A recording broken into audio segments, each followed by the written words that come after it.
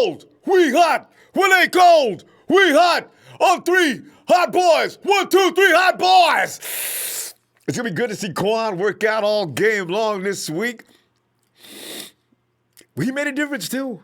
I still do not believe they kicked him completely out of the game for that. Anyway, it's history. We're getting ready to make more history. It's going to be good history. It's going to be nothing but pluses. Oh, it's so fun to talk about this team these days. But fam, hey, injury report. Now, 49ers go into important week 2 matchup with a couple of concerns on defense. Of course, Nicky Bosa, Mrs. Bosa's baby boy. You might have expected, well, most of us expected what we've seen in week 1.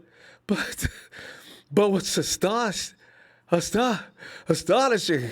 the fact that he can do that on a bad wheel. He's a freak. He's an absolute freak. Nicky B was exploding off that foot like nobody's business.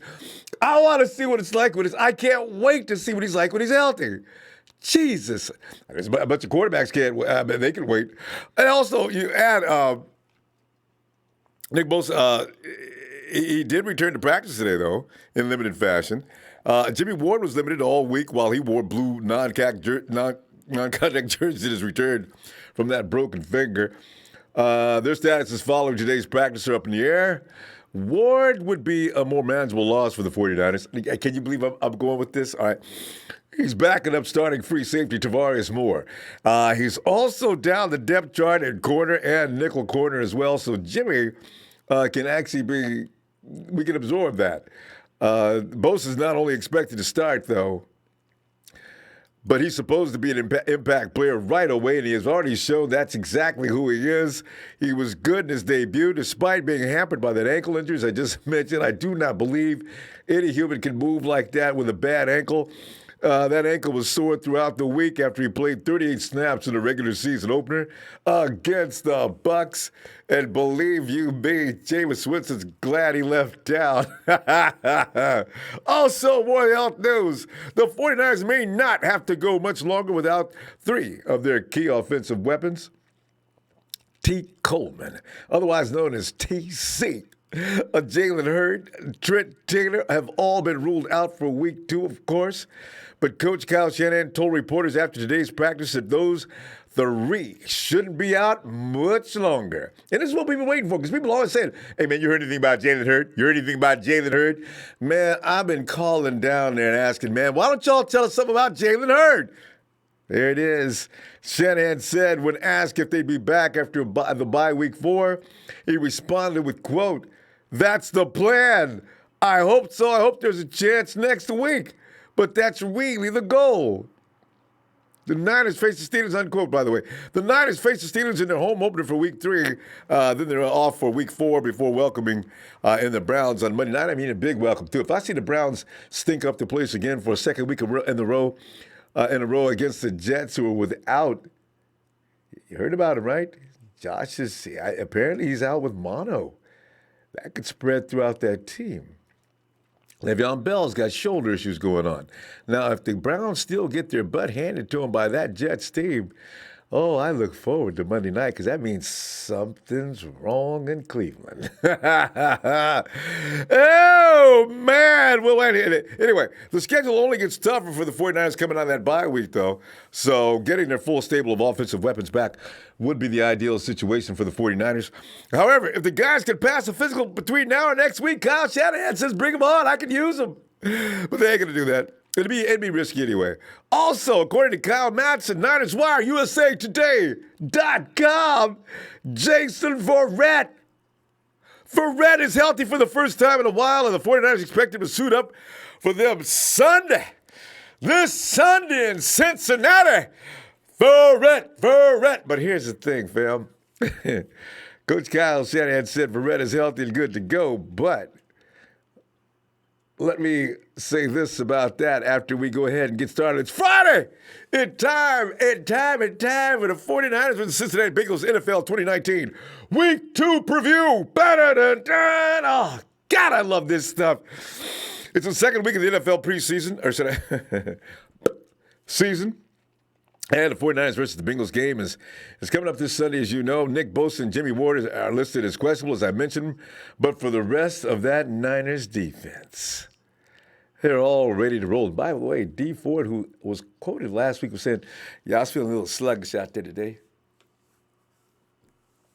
D, stop lying, man. What? Sluggish? You was feeling sluggish. All right. So can we expect you to get even more explosive in the days and weeks ahead? D Ford is feeling sluggish and out of shape due to the fact that he didn't really have much preseason. Nick Bosa's been laying around doing nothing but trying to stay in shape with a bad ankle that just won't hurry up and heal. And they come in and destroy Jameis Winston. Oh, I love this team. That for sure is no question about that defense. The real question this week is the offense, fam. Ready to look a little bit more on point, please. Clean up the flags and penalties. Get the run game established in order to facilitate that Kyle Shanahan offense this week. Are any of these things possible, Niners? How about we see Jimmy Garoppolo more than that 300-yard passing game? And people already try to put Jimmy on the hot seat. Now, I know it ain't going nowhere with that. But I suspect if we should lose 2 or 3 in a row, that seat will immediately get hot. As long as he's winning, the hot seat ain't going to get hot. But here's some key players we should be looking at, fam. This is funny because Kyle... Dante Pettis. How can a wide receiver who was relegated to just 2 snaps in the season opening game be considered a key player to watch this week? For one thing, he's probably PO'd. It seems now, though, fam, Coach Shanahan did not seem too pleased that Dante Pettis spent so much time as a spectator in Tampa Bay. Now, I thought he was fully aware of what was going on his own bench. Apparently, that was not completely the case. Come to find out, it is generally the responsibility of the position coaches to determine the in-game rotations while Shanahan is making the play calls. Shanahan seemingly made it clear to receivers coach Wes Welker, that's the guy who's supposed to be doing this, that he wants to see more of Pettis and perhaps less of rookie Deebo Samuel on Sunday. You know what that goes to tell you? Wes has got more confidence in Deebo. If he said, get Deebo in there, rotation, yeah, that's right, get Deebo in there. All right. Apparently, Wes is more impressed with Deebo than he is with Dante. Shanahan said, quote, we wanted Dante to play some last week. He didn't play as much as we planned. That won't be the case Sunday. That it was an error on us. We need to get Dante out there. We can't have Deebo out there as much. He is doing some good things, but he is also a rookie. And that's a lot of pressure to put on him. We need the whole group to step it up and more consistent. Unquote. Amen, Kyle. Get Dante's butt out there, and damn it, Dante, get busy. Come on. These are things that, Deebo's going out there doing the best he can, but like you heard his presser, Deebo was kind of shocked by that they sent him in there all the time. Wes, don't do that. I mean, I love Deebo, and I want to see more of him. Bring him along like you're supposed to bring a rookie along. Let him sit there and watch the game unfold in front of him, get used to the speed, adjust, get the butterflies down to a place where they can be workable, and then put him out there. Don't just dash him out there.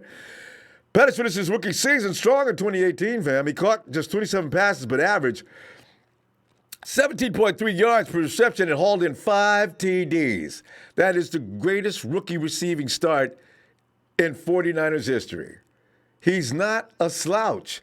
He can play. He just got a mindset that we're not all excited about, but he can definitely get it done if given a chance. He was unable to carry over that momentum to training camp, which is why we all got this doubt on him. He will get his opportunity against the Bengals come Sunday. Oh, Kyle made sure that. Don't you be sending Deebo out here every snap. Get him in here. And why? Kello with a spoon. Bam. Spoon's talent never was been in question. Well, it was last year for sure, but it wasn't his first year, all right? But through his first 2 seasons, right, it wasn't consistent. Richard Sherman said he sees an improved element of mental toughness this year in Spoon that allows him to quickly push aside any mistakes and focus on to the next play. Spoon, put your arms down, stop looking around, and just get out there and get over it and get busy. He did that. He didn't have a lot of throw your arms out moments this week, but fam, you may as well get ready for the fact is he's got talent. Now, he had a brain fart last year. Don't look for that to continue now. He's got his confidence probably sky high. I look for a good game against Spoon. He had the best game of his NFL career, including a game-clinching INT, return for a TD against Jameis.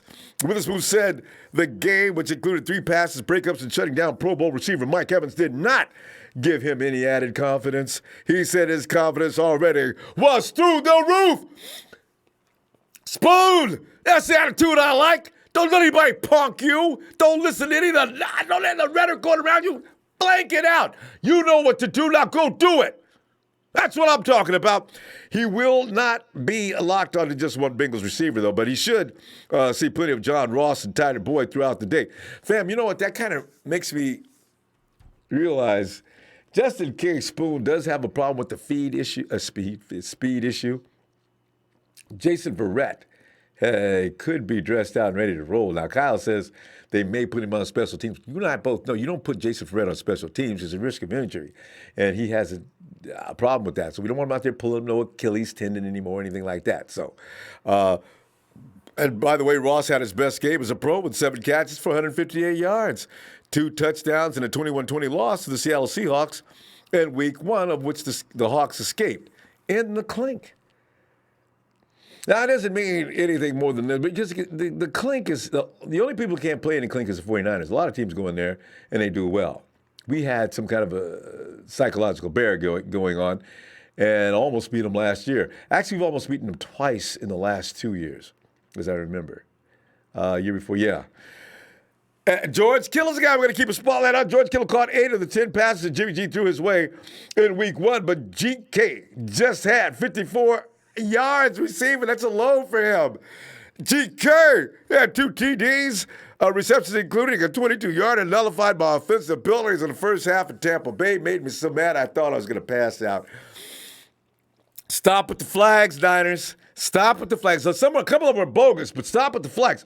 GK is at his best after the catch. Look for Shanahan to get the ball into his hands in space, enabling him to the best opportunity to run past or through Cincinnati's defensive backfield. 49ers expect to be better.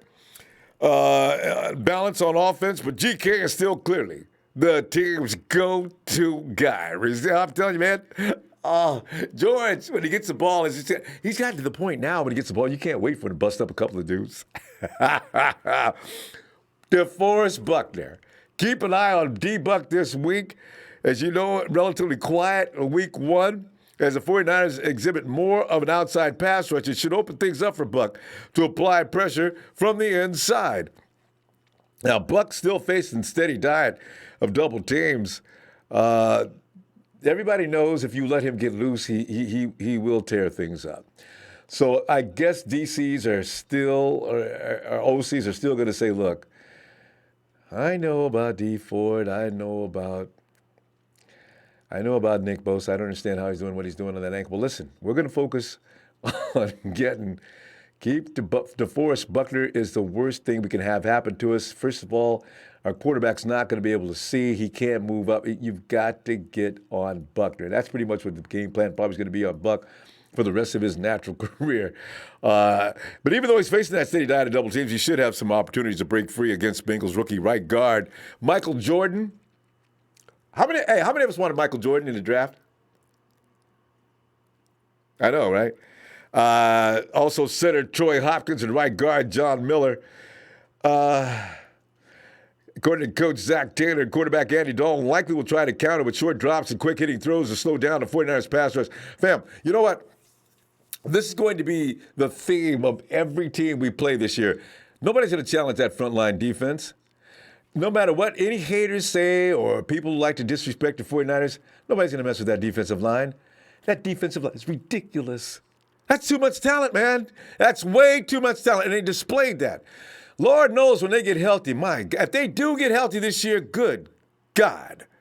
Whoo, good God.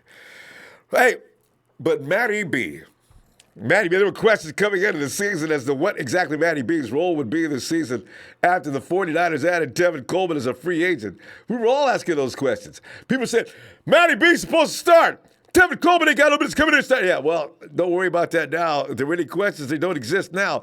Coleman is out until that bye week, as I mentioned earlier, with the high ankle sprain. And Jerick McKinnon's out for the second season in a row, following another procedure on his right knee. 49ers know exactly what they have in Breida, who rushed for 814 yards with an impressive 5.3-yard average last season. Led the league in the first 3 weeks. He was the best running back on the planet. Get him the ball, Kyle. Get him the ball. Get him the ball now. Let him get that play action going. He'll do it. After 2 or 3 runs, he's usually warmed up and ready to go. I don't want him switching around with another running back. When TC gets back, put him behind Breida. Let Breida softens everything up out there. Let's get it done. Now, according to Shanahan, quote, now nothing changes. The 49ers want to establish balance on offense with a mix in the running game as well as using multiple and varied options in the passing game. If Breida's running effectively, it assuredly will create an opportunity for Garoppolo with play action. Fam, that's what I'm talking about. Jimmy G, man. In fact, give me some feedback on these dudes that could be key in this game or anything on your mind and your predictions as well. You give me them predictions, fam. Now let me give you mine. I say the 49ers go buck wild on the Bengals, and I do feel scared for Andy Dalton. In fact, I said on Twitter, pray for Andy Dalton. If he's going to stand there and stand straight up with no mobility in that pocket, and I can tell you right now, I know Bosa's going to play. You know he's going to play, don't you? They can't. Nick is. I think Nick's probably telling him, "Look, Coach, just let me play. I don't need any practice or anything else. This is what I do." Nick's like that hired gun, that mercenary, that guy you search through Google for paid assassins, and you see Nick's picture right there. The kid is scary, dangerous. I mean, Jimmy G gets loose this week after being left for dead by the media and fans all week due to the 49ers' outstanding defense of a week ago overshadowing any and everything he did in only his first game back under the real spotlight. And Jimmy, I got nothing but love for you. I understand fully you need a little while to get into it. You can get into it this week a little bit more than you did last week. We'll progressively see you by week 6 just in total domination mode. The 49ers, 4 TDs, fam. 2 field goals for a total of 34 points. While the Bengals will struggle to get 17 against that 49ers doomsday defense. Yeah! Ha! All right, fam. Freddie Gonzalez. Ooh, Freddie went further than I did. Oh, hey, Faithful Liner. Faithful Empire. Thanks, fam. He says, when the McKello haters at? Hashtag bounce back year. Rod Manhammer says, Niners! Let's go! Mr. Leaks. He says, I can't wait. Score prediction 34-14 for Mr. Leaks. We're close on that, huh? Niner Rich, what's up, Niner Rich? G. Smith, let's go! Celestial Scripture. We've got ourselves a winning team. Can't wait to see this offense get rolling. It's going to be vicious when both sides are clicking at once. You know, those people are always talking about Super Bowl and everything like that. I may join that conversation. But by week 10, the 49ers are still crushing opponents under that defense. I'm in. Jay Tan says some props for Yabba Dabba Doo. Fred Warner for 2 punch-out force for the town of Bedrock Fumbles. Listen, fam, we got to get, the peanut punch. I don't want to call it the peanut punch with Fred Warner. We got to think of something else to call it for Fred. Fred just, I got to see more. We got to give it a name, though. Antoine Speedy Battles. Sup? Lisa. We in there. What's up, fam? Jacob Aguilar. What up, not a fam? Millionaires and billionaires, 49ers for life. We to the bowl playoffs minimum. Yeah. Jamie Square. What up? Got to see my Niners in my hometown, Youngstown, Ohio. Hey, Jamie. Jamie, are you going to be at the game? Hey, by the way, fam, contact me at Ronbo Sports. I just realized Ronbo Sports at gmail.com. And maybe we can talk during the halftime, right? Get at me tonight, too. Kevin Brown, G. Kittle, 7 receptions, 196 yards. Callie and Johnson Long. Callie, Johnson Long, what's up, fam? J.C. Montana, 49ers 28, Bengals 13. OYG Sakona. I need Bosa, Buckner, Ford, Alexander, Armstead, Sherman, and Verrett on week 3. I got $400 bet against the Steelers. I hope Nick's feeling better next week. Daniel Smolinski. It's 4:30 here in Europe. Good morning. Hey, what's up, Daniel? 4:30 a.m. Glad to have you, fam. San Francisco, I expect a snapback game like that, like the Kansas City preseason game after Jimmy. I'm telling you, man, Jimmy G's debut versus Denver, he'll be sharper, make better reads, throws. Team will clean up the penalties, and TDs will stick. 37-14.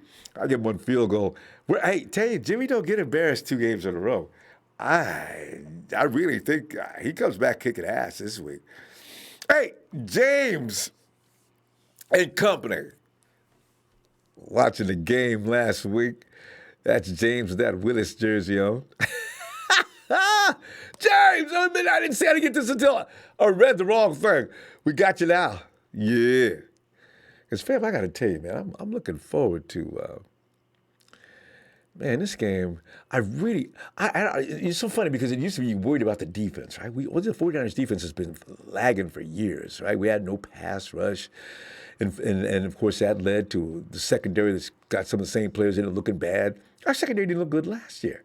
But there's Witherspoon and there's Sherman. Sherman had a bad leg, okay. But, I got to tell you, man, and Tavares Moore I got a feeling Tavares is going to be it's going to take weeks, Jimmy, to get that job back if he gets it back at all.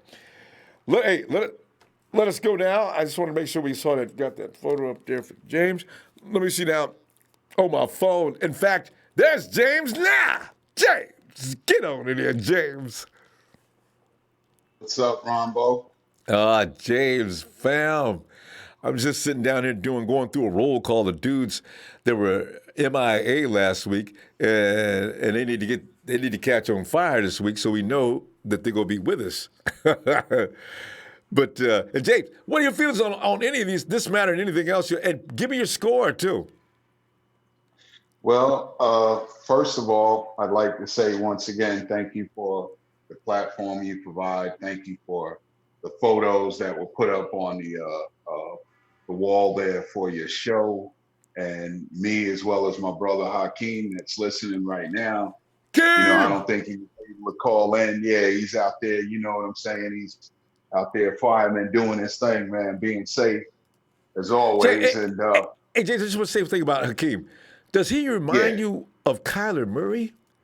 I kept looking at his face. He kind of reminds me of somebody.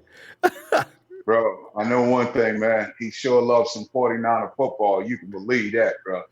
And, I do. We had a great time out there with the Empire at the Nuno's Pavilion. And I tell you this much, man. I really think that this game right here, going into this weekend, I think that the Niners are going to really show up. I believe that Garoppolo is going to put on a performance that we have been waiting to see, because let's not forget, even though we won 31-17, we left at least 21 points called back off of penalties, as well as realistically, if you look at the two, quote what I'm saying, the two almost interceptions by Tavares Moore, in both of the spots that the ball landed in his hand, if he would have stayed on his feet and he would have caught the first one, it's a touchdown. There was no one near him to stop him. And if he catches the one in the end zone, the referee was 10 yards away from him, and Jameis Winston was maybe 5 yards away from the referee. So, with all that being said, I really think that Andy Dalton and the Bengals are in trouble, because I've been saying it all year. I do believe this.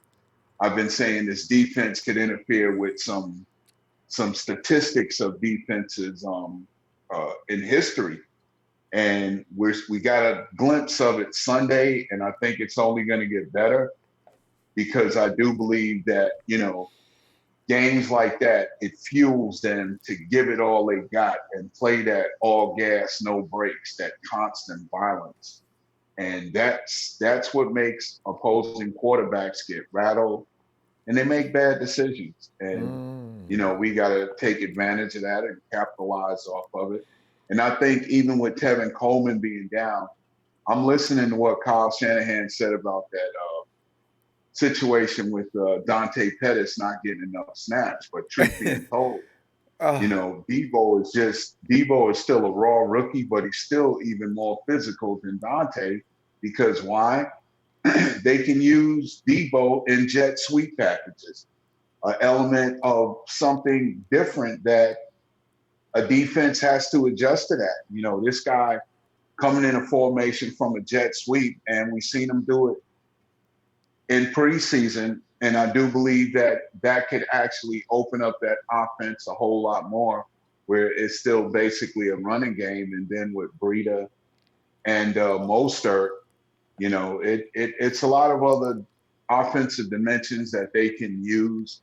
And I still think we're going to be victorious if all goes right. And we stay healthy, go in there, get the win, come out of there, get back home.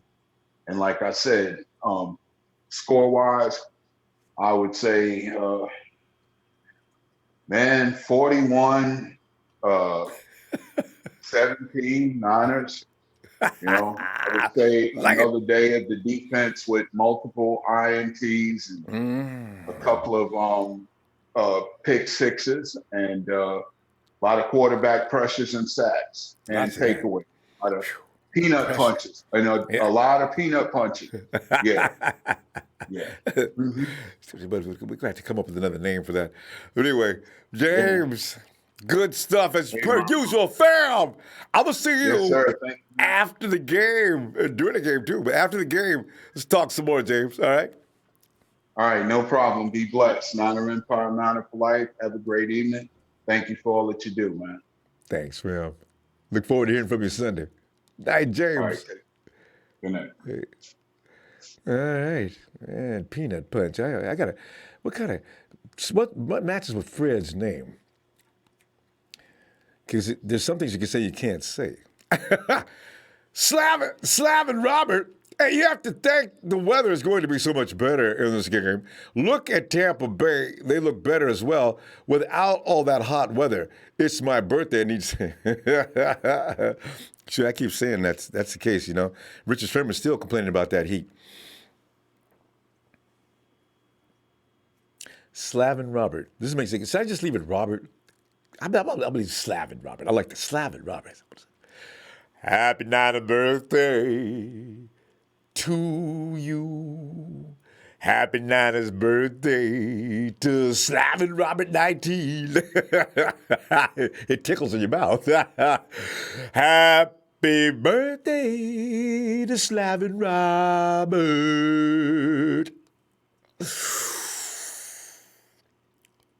Happy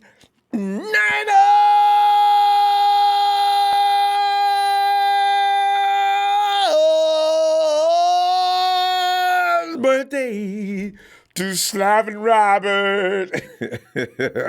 Robert, happy birthday, fam. And Junior Meadows says 3112. Jordan Kelly. Jordan, I can never read things like that. Thanks, Jordan. You're making me blush. Tim Mendoza said 49ers win this game big.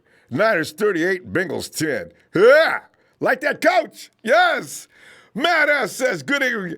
Shout out from Bend, Oregon, and go Niners. We go to the phone and say, Dion.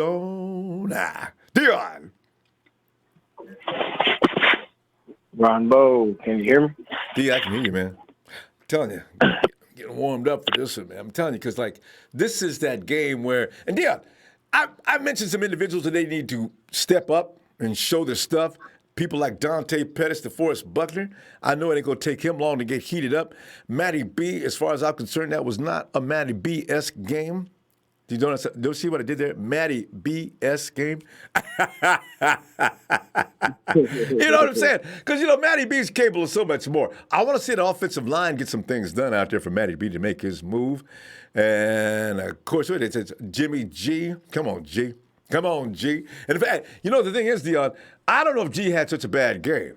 People said, man, Jimmy G's got to step up. Oh, hey. Did you see the flags and the touchdowns? I hate when people just conveniently throw some of the things out so he can beat down on a player. Oh. But anyway, Dion, give me some observations. All right, so I went up and did this on my channel. I am a 49er reporter, and I basically put up a whole thing about the Bengals. Well, it's very simple. Guys, you Dion in the chat. Make sure to click him up. All right, go ahead, D. Hey, man, so it's very simple. I went ahead and took everything. It's very simple. I look at it like this from a very easy standpoint. When it comes to the Bengals, the only thing we have to really worry about is Joe Mixon, John Ross, and Giovanni Bernard. The offensive line is in shambles. He got sacked 4 times last week. And he's not going to throw the ball all over the field on us like that. Our secondary isn't the secondary that Seattle's is. You throw the ball all over the field. Yeah, you throw the ball all over the field like that under duress, we're going to kill you. We're going to get you. We're going to get right to you. So as far as Jimmy G, what's been killing me is lately I've been hearing the whole thing about, is he our quarterback? Is he the quarterback? We rely on him. Is he the best? So this is how I look at it. You can't cast any aspersions on a guy until he gives you a full season, period, point blank. You need to give him a full season to show you who he is. He has to knock the rust off. Was he inaccurate last week? Yes. Did he have, technically speaking, I looked at an article that said if those 2 touchdown passes that went to George Kittle would have counted and we wouldn't have had penalties on those, Jimmy G would have had a 105 point something quarterback rating. I can back you up on that. Read the same stat. Yes. That tells you that there's nothing wrong with Jimmy Garoppolo. Jimmy Garoppolo just has to get back on his feet, and the offensive line has to be right. That penalty that Mike McGlinchey had was just completely blatantly on him. How do you line up that far off the offensive line? You have to think about that. So he screwed that up in every which way you could think of. So it was a situation where, for me, I look at it like this. The Bengals D, all we have to worry about is Carlos Dunlap. We got to worry about Dre Fitzpatrick because he's actually a pretty decent DB. He's just on a shitty squad. The kid Hubbard is coming along. He had about 2 sacks last week, and he had a lot of pressures. So I did my research on the Bengals. Period, point blank, I'm not worried about them. To be honest with you, the only team I'd be worried about as far as in the coming weeks would be the Steelers, and that would be it. I don't have any worries about Cincinnati. Are you serious? Our people are from Cincinnati. The York family is from Cincinnati. They're from Ohio. So you see how much love we got in Youngstown? You see all the things we were doing? It's very – as far as Nick Bosa, okay, look, they're talking about, he didn't practice. Robert Sala's like, I'd like to see him practice because he can work on this. Nick Bosa's job is to get the damn quarterback. You don't need practice to get the quarterback. You need to get your ass out there, get after that quarterback, and keep on pushing. And Nick he can hold classes will play. On how to do it. And then think about it, Ronbo. Sherm had a pick 6. Akello had a pick 6. And we going to bring in Jason Verrett along with that? Are you serious? It ain't going to happen. Wait, the bad thing. Throw the ball. Throw the ball, Andy. Throw the ball. I want you to. I want you to throw the ball. I want you to get under pressure and throw the ball. Because with those 3 people out there, pick 6s are bound to happen. And then I know you love Dub. But honestly, I say let Dub heal up. T. Moore's doing a good job. Let him heal up properly so you don't have one big-ass club on the team. You know what I'm saying? No argument. And then at the same time, if you bring back Dub, you can keep T. Moore back there and put Dub in the slot. Because Dub is a real good slot cover guy. Yeah. Like, he'll take your slot guy away from you. But you think you got a slot guy, you put Dub out there, he's going to get you. But T. Moore, I love him. I think he should play until Dub is healthy. Let that heal up properly because I've had those types of injuries where you get an open wound, and if you get sweat and stuff like that, you don't want it to get infected. Even though he's wearing a glove and all that, you'd rather him just Just go ahead and take the time out, bro. It's not like we dying for him or we hurting for him. We got somebody that's viable. This game should be a simple win. Like I said, the only people we need to worry about are Joe Mixon, Giovanni Bernard, and John Ross. Now, the reason I'm worried about Ross is Ross can take the top off like Keith can. Yeah. So you gotta be mindful of him. You get behind the DB, he's gone. Kello can't keep up with him, nor can Sherm. The only person that possibly can keep up with him is Steve Moore. Yes. We have to have him over the top of him. Because Jimmy Ward ain't getting out there catching John Ross. That's not happening. Well, if people don't know, John Ross had one of the fastest times at the combine ever. Well, fastest, yeah. See, but you know what? You don't play those kind of guys straight up. Anyway, you got to cut them off. No, you got to cut them off. You either got to jam them real bad, or you got to give them enough cushion to a point where you can know what they're doing and you know how to read that wide receiver, to the best of your ability. So they'll most likely put a Kello on him because the Kello's a little bit younger. I'm not saying Sherman lost a step. No, but it's all about the strategy anyway. We got to go, fam. I tell you what. Yeah, give me that score before we pull up. All right, score. I'm going to have to say, because I feel like Jimmy G is going to bounce back this game, I'm going to say 30-10. Ooh, 30-10. I like that better than my score. One TD and a field goal. I say George Kittle doesn't wind up getting himself, any penalties called on him when he scored touchdowns. I say Kittle gets in, and I say we get the run game going. That's how we're going to win this game. Kittle will get a couple touchdowns, but he gets going, baby. There you go. All right, D. I will look for you, Dion, on Sunday night, fam. All right?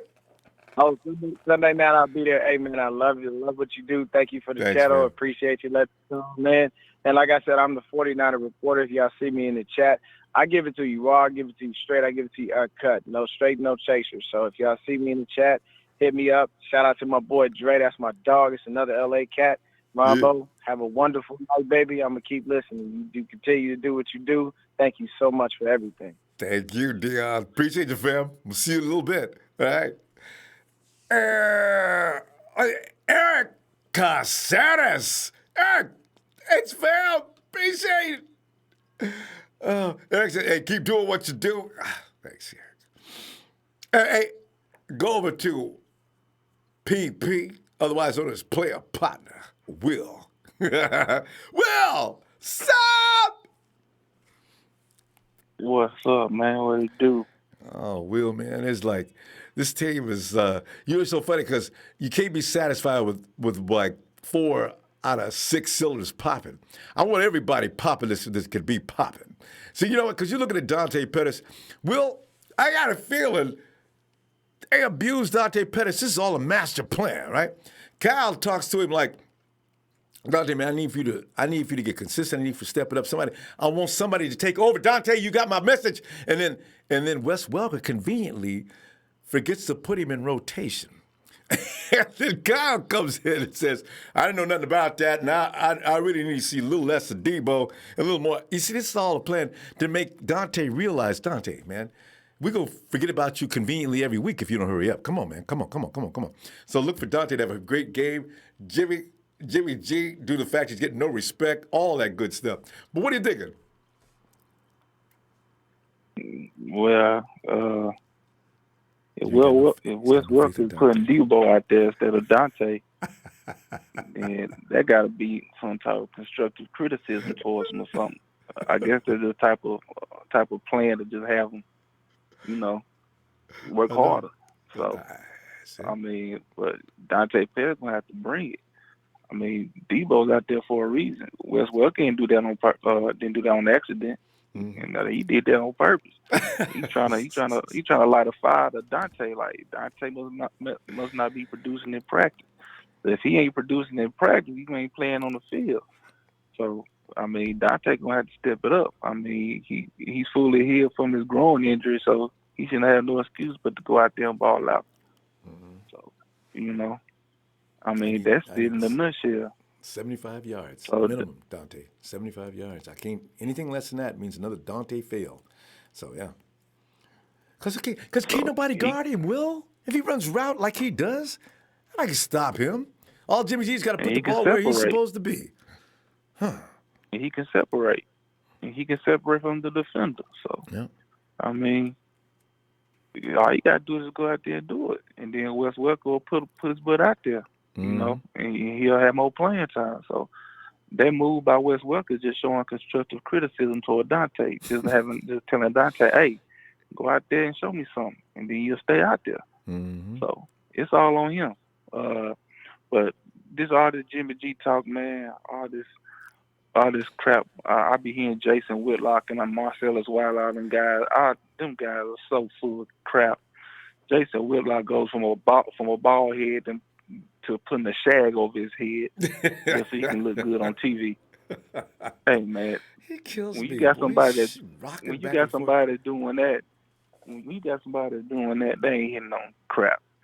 So I ain't nothing wrong with Jimmy G. Jimmy G could have had 3 touchdowns the other game, but they was called back because of stupid flags called by the refs.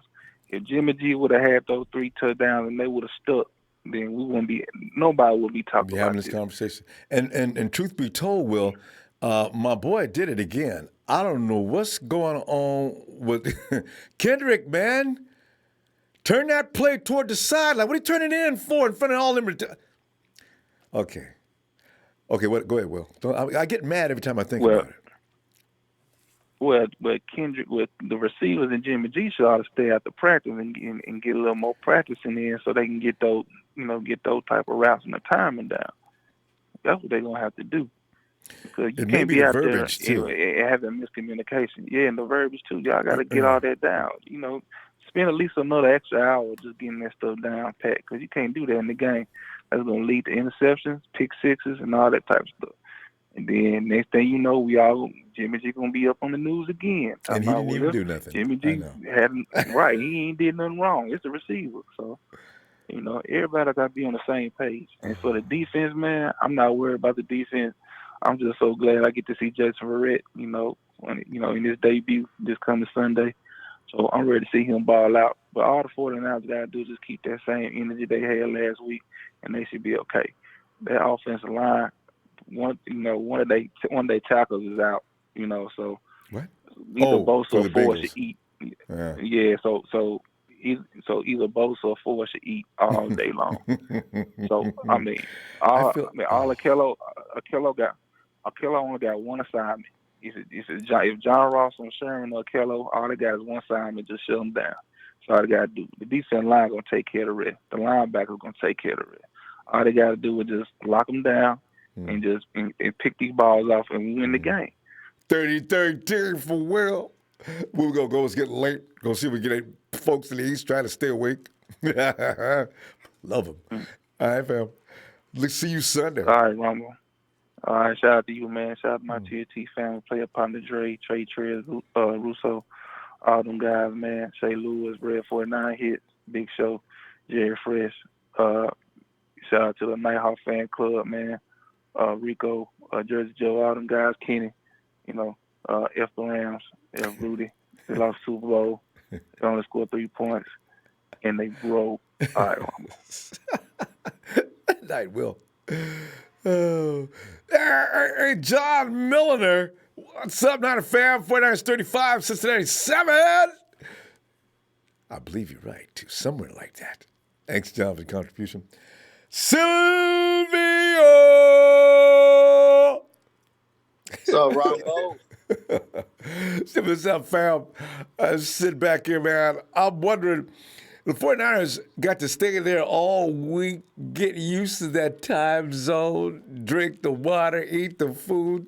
And some of the dudes probably, you know what I hope they weren't doing, though? I hope Cincinnati ain't got a bunch of fine ladies running around there to distract. They do. Yes, they do. Silvio, what are you thinking, man? What's going on with this game? This is what I'm thinking. I'm thinking Nick Bosa finally gets his 4 sacks because he would have had 4 if he didn't miss. Yep. I think Buckner gets a couple sacks because people is not mentioning that they lost their left tackle, so now it's a backup. Oh, my Lord. Oh, no, I didn't know he was a tackle. He's a tackle? Oh, Mo, that man is he's dead meat. That's the edge. That's the edge rusher. That's the edge a protector. Yes. So what I'm thinking is that first off, let me give a shout out to TNT, to Will, Jersey Joe, Lori, everybody that's in the chat at Nighthawk Fan Club. But I think that we'll beat them 37-17. I'll give them 17 points if they do hit us over the top with John Ross. But with all the pressure in the front, I don't think they will even get the ball off. I think he'll fold like Cam Newton did a couple days ago. Run around trying to find somebody to throw to. Yes, sir. But I think once we square off our pass rush, I think it opens up the secondary. And for everybody that's talking about Minkah Fitzpatrick or what's his name from the Dolphins, just cut it out, man. You mean Minkah Fitzpatrick? Yeah, Minkah Fitzpatrick. Hey, cut it out, man. We got Mrs. Ward, baby boy. There you go. And also we got Tavares. So there's another thing. You don't need. And what are you gonna trade? What are you gonna give Miami? Miami said we got to have a second round pick. That's a first round pick. Click. I don't think so. Man. Go. You want to get rid of him? We'll give you a fourth round pick. Nah. You know what? I think we can use that pick on a lineman, offensive lineman, to build around Jimmy because our defense is good. Yep. I mean, we have backups. You see our secondary defensive line it's Solomon. It's Sheldon Day, Blair, and can't remember who else is over there. But I know that we getting in there, baby. We getting in there. I work so hard all week to watch a good game on Sunday, and that's. And you gonna get one too. Yeah, but I think if we hold it down and get the pass rush, I think we'll be okay. I don't think that they're going to score more than what we'll give them, It ain't like to go take it to us. I know. I agree. And then you look at the Seahawks and what they did. I mean, if they let them score so many points, it's not us. We only let 17 points get off, and that's only because they took K1 out. And K1 was stopping the run. You see how they start running when they took K1 out. So once you keep K1 in, we'll be okay. And Mixon, I don't even think he's playing. What'd you say? I don't even think Mixon's playing. Nope. And if he does play, he's going to meet the hot boys. He's going to meet the hot boys over the middle. Quan crushing him. And while Quan holding him up, man, I can see Warner just give it up. Hey, I want to see K'Wan Williams pull a DeAndre Hopkins suplex again. I want to see him do that. Hopkins suplex that dude. Yeah, I want to see K'Wan Fred Warner light him up, man. It'll get you a flag, but it's fun to watch. Yeah, even if it's a flag, just know them boys are there. Them boys are backing down. Oh, God, yes. But hey, Ronbo, man, I know I'm going to cut it short right now, so I got to get some sleep. I got a Saturday money to make. But I love what you do, man, and thank you for having me again. And always shout pleasure. out to the crew, man. Shout out to the Nighthawk fan club. And, yeah, man, hopefully Big Joe calls in and puts his 2 cents in. I know he will, He's on it's a Big Joe. But Sylvia, he's on the same page as everybody else now. He's starting to get soft on us. I can't believe it. No, I want to say that. You know what though, too, man? They need to eat some of this. Eat some kernels. There you go. Some meat on their bones before they go to that game. Because them boys are gonna be laying them out like they thin as ice. All right, Ronbo. Checking out. My score prediction is 30 plus points to 17. Yeah. Okay, I got you for 37-17. I'm gonna keep it at that, All right. Okay. All right. 30 plus is long. You know what? The 17 is the third. I want the 49ers because see. I have a feeling this game is going to be very telling about the Seahawks as far as their prowess goes.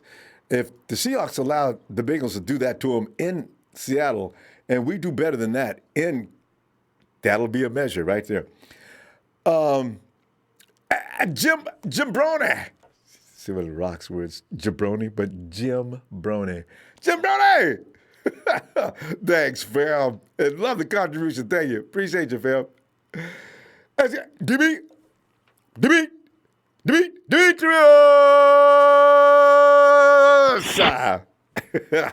Ronbo. What it do, bro? Demetrius, man, I'm just sitting back here and I'm thinking the 49ers are sitting back thinking, man, you know, we should have won that game last week in a little neater, tidier fashion. So I figure this week they're going to come in and try to play flawless football. Now, hopefully it doesn't tighten them up and they do everything right. Wes Welker's been chastised for making Debo go in there in nervous condition as a rookie, and I do agree with that. Even if it is a joke, let Debo segue him in. He's in the years to come. Debo's liable to be the man, but bring him in gently. Don't scare him to death. He's still human. Dante, that's the dude I'm holding responsible anyway. Demetrius, come on, D. God, he's got to do better. Facts. I hear you, Ronbo. Now I feel how you feel. Know what I mean? I just believe like that game we should have done a lot better, but you gotta think though too, what the hell we went through just to get to that game. They had heat tents out there, like jet lag. How much weight they lost for that week? Whew, ain't that the truth? Ain't that the truth? I didn't even think about that.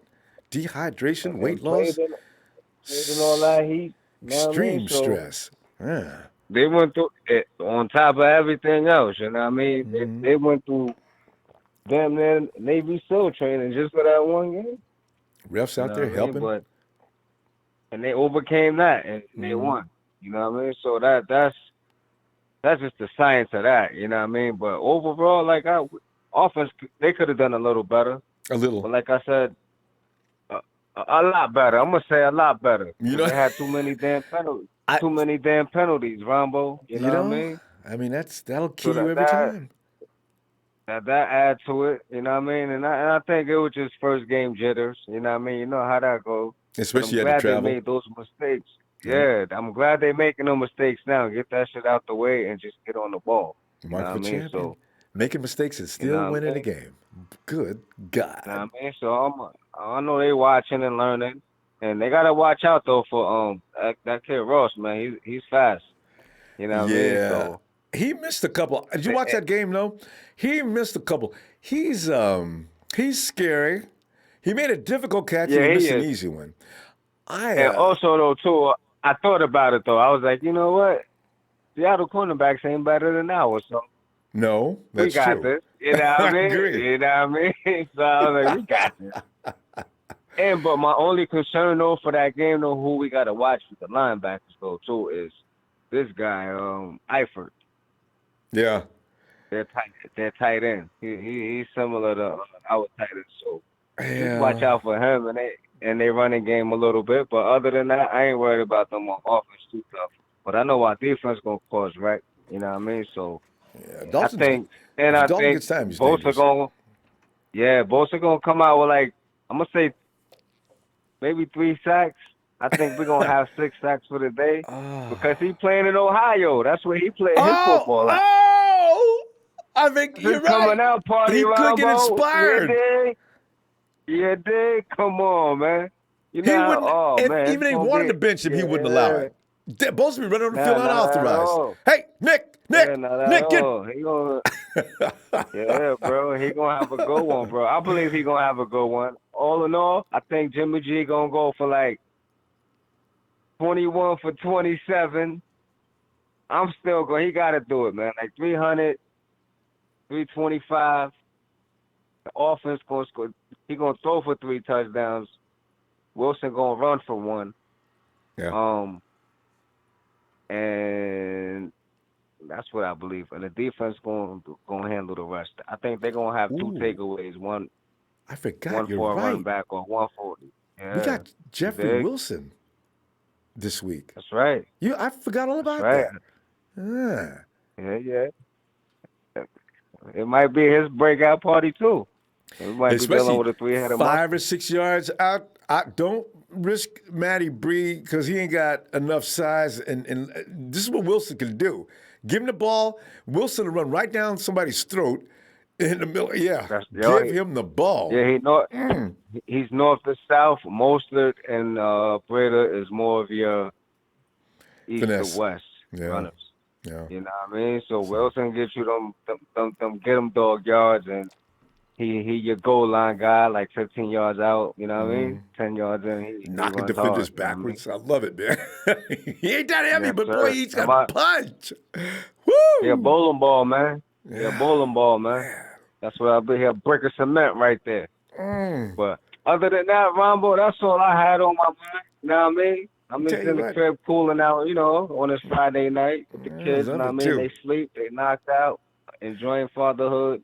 And you know how I go. Yes. We're gonna strangle a Bengal this week. This Sunday. Strangle a Bengal. Oh! I gotta write that one down. I like it. D, give me your score, fam. Yeah. My score gonna be like I said, Ronbo. Offense gonna score 3 touchdowns, 4 touchdowns. Jimmy gonna throw for 3. Wilson gonna run for 1, so that's 28, and all defense gonna score 2. So that's what 42, 42-12, man. That's my score. Into the 40s. Into the 40s. You heard it. D, put it out there. Yes, sir.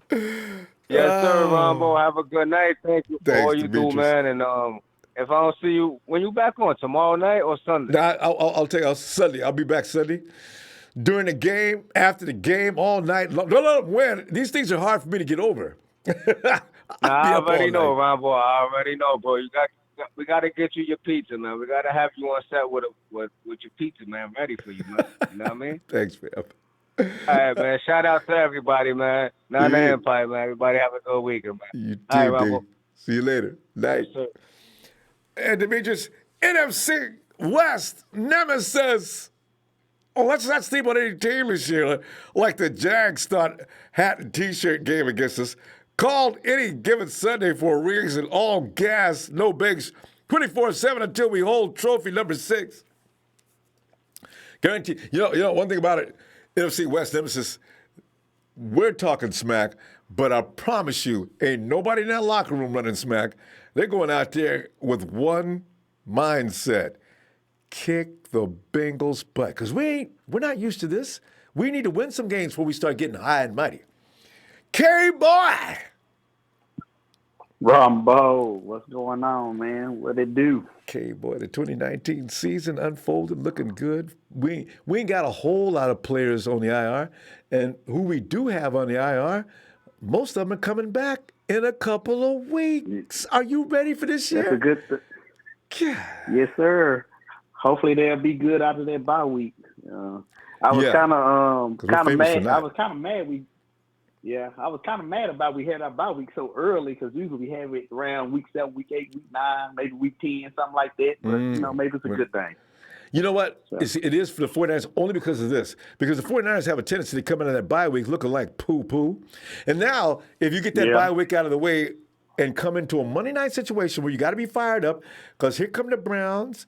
Baker Mayfield is – Jimmy G's got to be thinking, people think Baker Mayfield is better than I am. They think the Browns are a better team than I got. I'm going to kick them because I think he gets inspired by these things. So I'm looking forward to that game. Yeah. Yeah, I am too. Man, I got to start off, man. I got to apologize to the Empire, man. I'm hearing these other callers before me. I'm kind of nervous about this game. I almost think it's like a trap game. I almost run, bro. I got to be honest with you. So, but I got some good things. I got some good positive things about it, and I guess got some good negative things about it. The positives, I think, I feel like based on the first week stats, we got a top 10 defense. And then I was comparing. I didn't see the game last night, but I did see a little of a highlight, and I think we played against a pretty good defense last week in Tampa Bay. How they did? Yes, Carolina. Better than I thought. So. Yeah, better than I thought, too. So I'm not kind of upset on how the offense played. It looked like they may have played against the top 10 defense last week, too. So that's a kind of good thing. I expect the offense to play much better because Cincinnati defense is not that good, So, and I think Cal was kind of holding back, too, on the offensive scheme a little bit. And then we just had some bad luck and some calls on the offensive line that took away 2 or 3 touchdowns too. So It is what it is, and we still won, more than 10 points last week. So credit to our defense.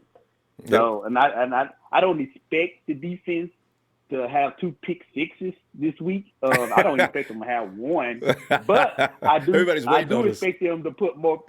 Yeah, I do expect them to put pressure on Dawson. I think we're gonna have more sacks. I think we're gonna have more disruption. I think we're gonna have more 3-and-out, things of that nature. I think the defense still gonna play pretty good, but beginning of seasons, defense always ahead of the offense regardless. So true. But I still think we still got a top 10 defense here. So it's good, and I don't think their offense is that good. But then I saw the highlights of that game they played against Seattle. They should have won that game in Seattle.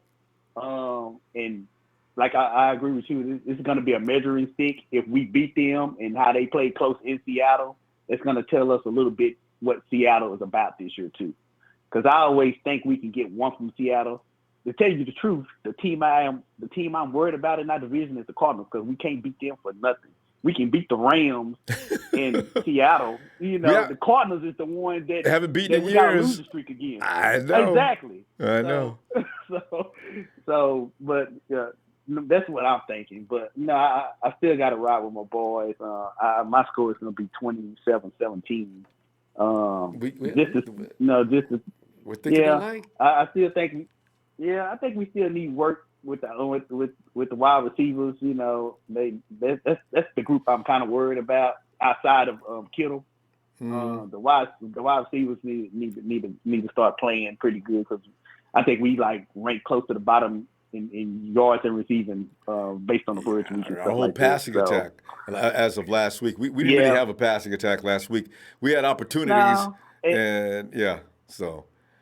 And I think it kind of goes hand in hand with the running game. If Breda can break out some runs, that's going to ease up off the pass. Loosens everything up. If Jimmy G, if Jimmy G, if they come out slinging and Jimmy G complete some good passes, that's going to loosen up the running game. So I'm kind of excited to see what's going to happen. It's vice versa. You're going to see better timing. Like you said, in the beginning of the season, especially game one, going in 100 degrees heat, going through time zones, and it can have an effect on you, no matter how good you are. Yep. I suspect that may slow down. Didn't have to go through that stress of traveling from one coastline to another. Also, staying in the same place every night, sleeping and getting up tomorrow. I think they're going to look a little more crisp, a little more sharp this week. So we'll see. Yeah, because it's harder on the West Coast team, because you're looking at a team that's going on the East Coast, and they basically playing a 9 or 10 o'clock game in the morning compared to a 1 o'clock game on the West Coast. And that and by them staying on the East Coast, that's a good decision on their part. Loved it. So hopefully it'll play dividends, at the end, and they can go home and relax and get ready for and get ready for Pittsburgh. All right.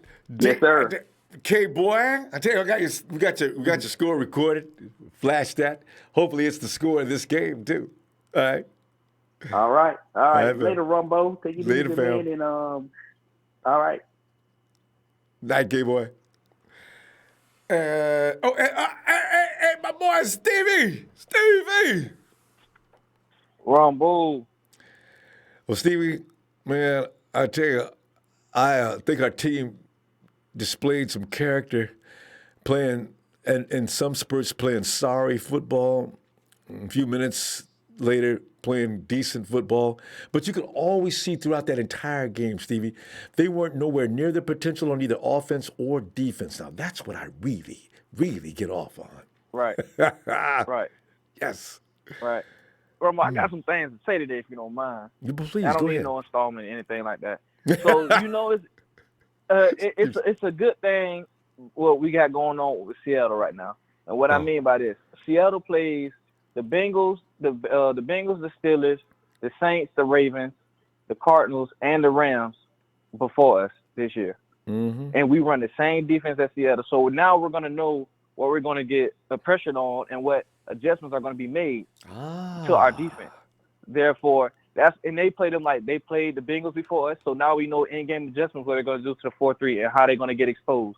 Same thing with the Steelers. They're playing the Steelers this week. And after that, I believe they're playing the Saints, the Ravens. We played the Panthers before them, but they're playing the Rams and the Cardinals before us. So that gives us an advantage in that way. So now we're gonna act. So it's gonna be better for our defense now. So it shouldn't be too many excuses. Of course, it might be some busts sometimes. It happens, but we're gonna see how we're gonna get schemed up defensively all the time now for the big games. So we're gonna see, especially the Saints games and the Ravens. We're gonna see how we're gonna get picked on because those are the games that's gonna be the real hard games to win. But with that type of advantage, we could be better like that. So we're gonna see. So I wouldn't expect to lose.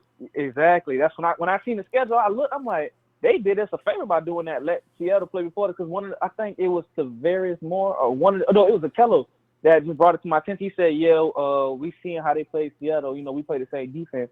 So that just let me think. Let me go look at their schedule. And then when I look, I'm like, oh, they play all the teams before us, before we play them. So therefore, we're gonna know how to get schemed up. So that's what I like about it. And you know what, Steve? You mentioned that, and Robert Saleh and company probably already on that page. I wonder how the 49ers got to bring a couple of surprises here and there, though. Because you can't blueprint. Yeah, they can't have the blueprint to what's going to happen. So. Exactly. But that gives us the opportunity to have the surprises now because we're seeing what's going to happen. If we roll the safety over here, what they're going to do. What are their adjustments? What are their in-game adjustments? We're seeing that already beforehand. So that's the perfect thing. And then also, I want to say about the Minkah Fitzpatrick thing, Ronbo, I would trade Solomon Thomas in the third for Minkah. And I'll throw in Jimmy Ward too. If you're the Dolphins, though, are you gonna take that deal? Maybe you would. That's a third-round pick. A third-round pick, or maybe a 2021 second-round pick if they want to, go that deep. And we can give them Solomon Thomas because Ronbo. Solomon Thomas is not doing nothing. Yeah, he's not generating any pressure from the inside or the outside. Coaches ain't putting him in the game. They're not putting. You might as well give Chris Gibbons that spot. He showed more in preseason than Solomon did. And Chris Gibbons on the practice squad, you promote him, and that's another good rotation. And that's my dog. Boy, I was a Gibbons fan from that first game I seen him play.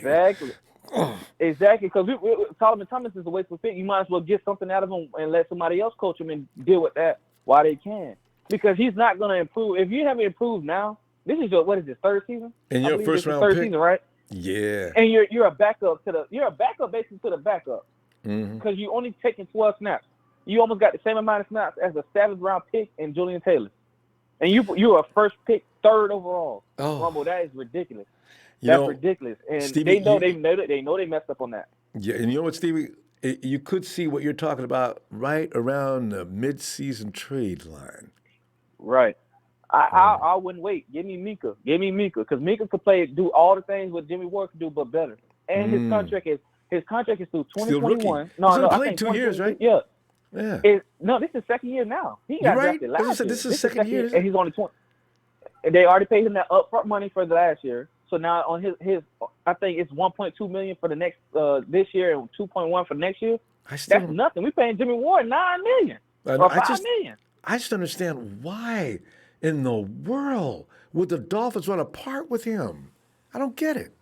He wants to part with him. He doesn't want any parts of the Dolphins organization. A lot of players want to get traded. That game. I know. I heard about that. I was laughing. They said a record number of players from the Dolphins are asking out. They're telling their agents and asking to see if they get a deal, but get me out of here. Right.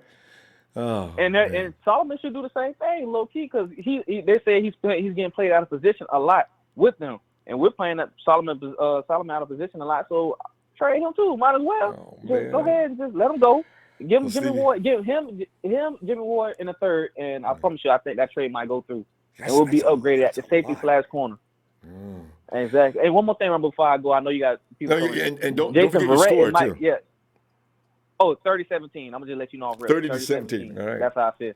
Good. Yeah, Jimmy Garoppolo is going to throw in 3 touchdowns, but Jason Verrett, I believe, is going to guard John Ross, and that's a good thing this time. Because I don't trust Kawhi Williams guarding John Ross, but I trust Jason Verrett. Yeah.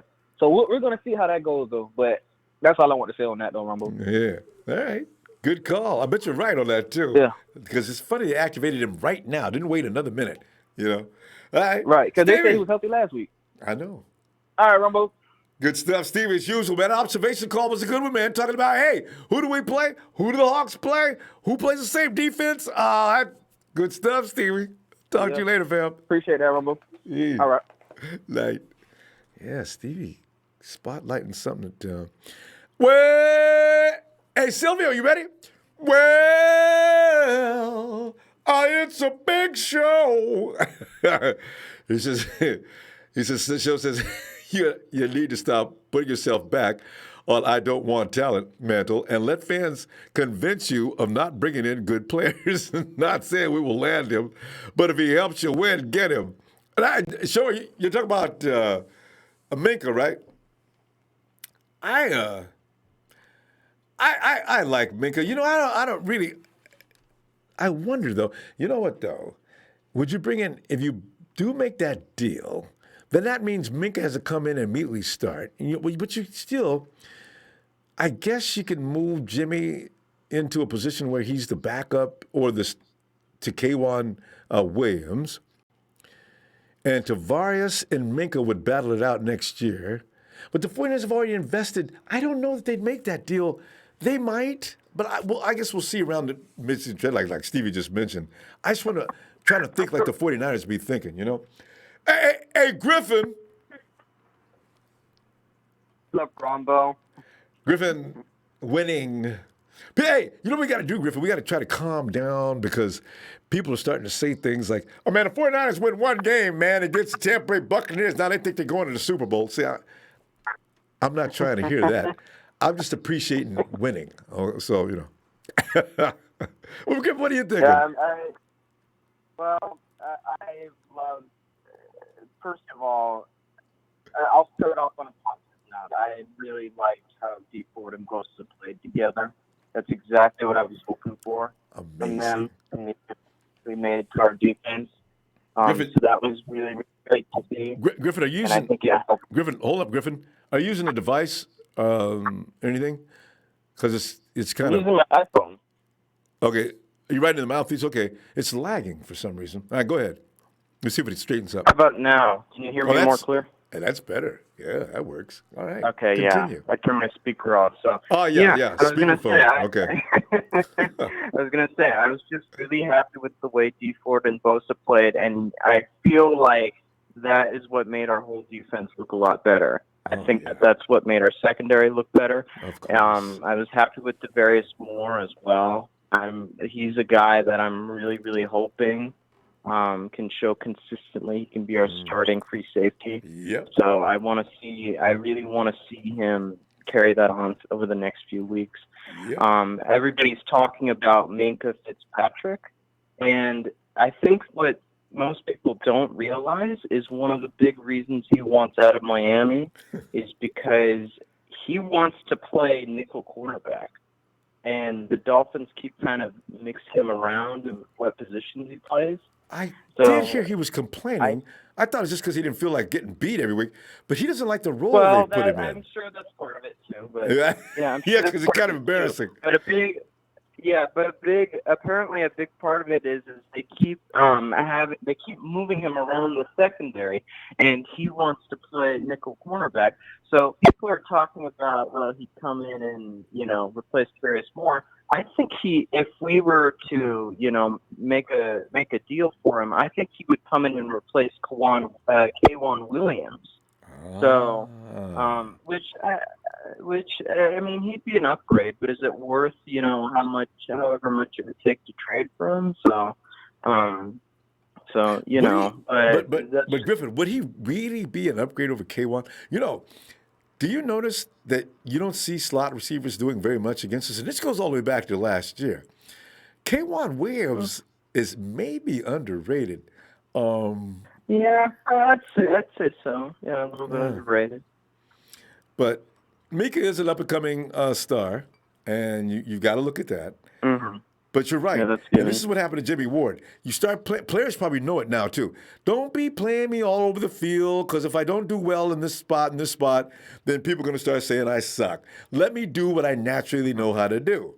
See, and that could hurt you. He's right. If that's what his problem is. Yeah, and he actually had his worst game last week against Baltimore. So yeah, I was watching that game. As soon as people start saying, go for Minkah, I was watching that game yesterday, actually, because I just want to see why that happened. And I kept looking at Minkah's number. He's 20 what? 21, 20, 29? I finally saw his name on I the don't back. remember, to be honest. And then I noticed, I kept watching him. He's okay. Well, I wasn't blown away. So, but I mean, I guess others who watch him more consistently maybe see more in him than I did. But like you said, he was playing safety in that game where they got destroyed. So. Right. Yeah. So, and he seems to want to play more in the nickel cornerback position. So, I guess that's just something to think about if we were to make a deal for him. So, I don't know if it's worth. I'm not the one making these moves, so I don't know if it's worth trading whatever it would take to get him. And you mentioned a good point with the previous caller. You said, well, why are the Dolphins even trading him? I don't understand. To begin with, they just drafted him a year ago. First round. He's been, aside from last week, he's pretty much been a stud. He's pretty much been what you want to see in somebody you take 11 overall. Yeah. And they've only had him a year. So even if they're tanking, which I totally believe they were, and they want was even before. That was obvious even before last week. But it's like, what was I even talking about? I'm wondering why would the Dolphins allow him to walk, right? Yeah, exactly. So why isn't there kind of a red flag there? I mean, to me, I want it investigated. Is he a locker room problem? Yeah, exactly. He must be a really big headache, and for the reasons you just pointed out, too. Coach, can I play corner?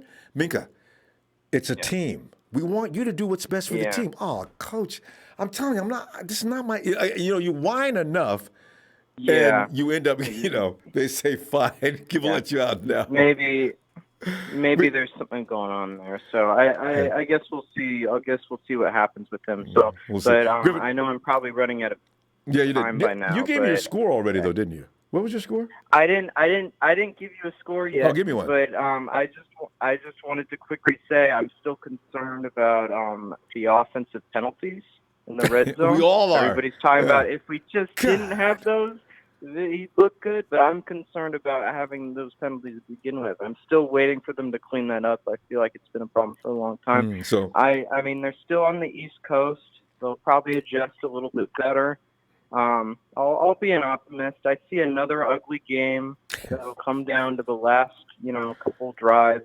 I see 49ers 23, Bengals 17. So, all right. And all 23 points will be scored by the offense. So good. That'll be better anyway. All right, Griffin, we're gonna go. And let me see you Sunday if you get some time after the game. All right. Oh yeah, for sure. All right, fam. Have a good night, Griffin. You too, Ronbo. You too. Thanks. And you know what I think about it? That game's going to be over. That game's on the East Coast kind of early. I guess we'll have plenty of time to talk about this game after. Hey, out my other PP, Dre. Man, what's happening? We in this thing. Hey, man, let me get right to it about this Minkah Fitzpatrick thing, man.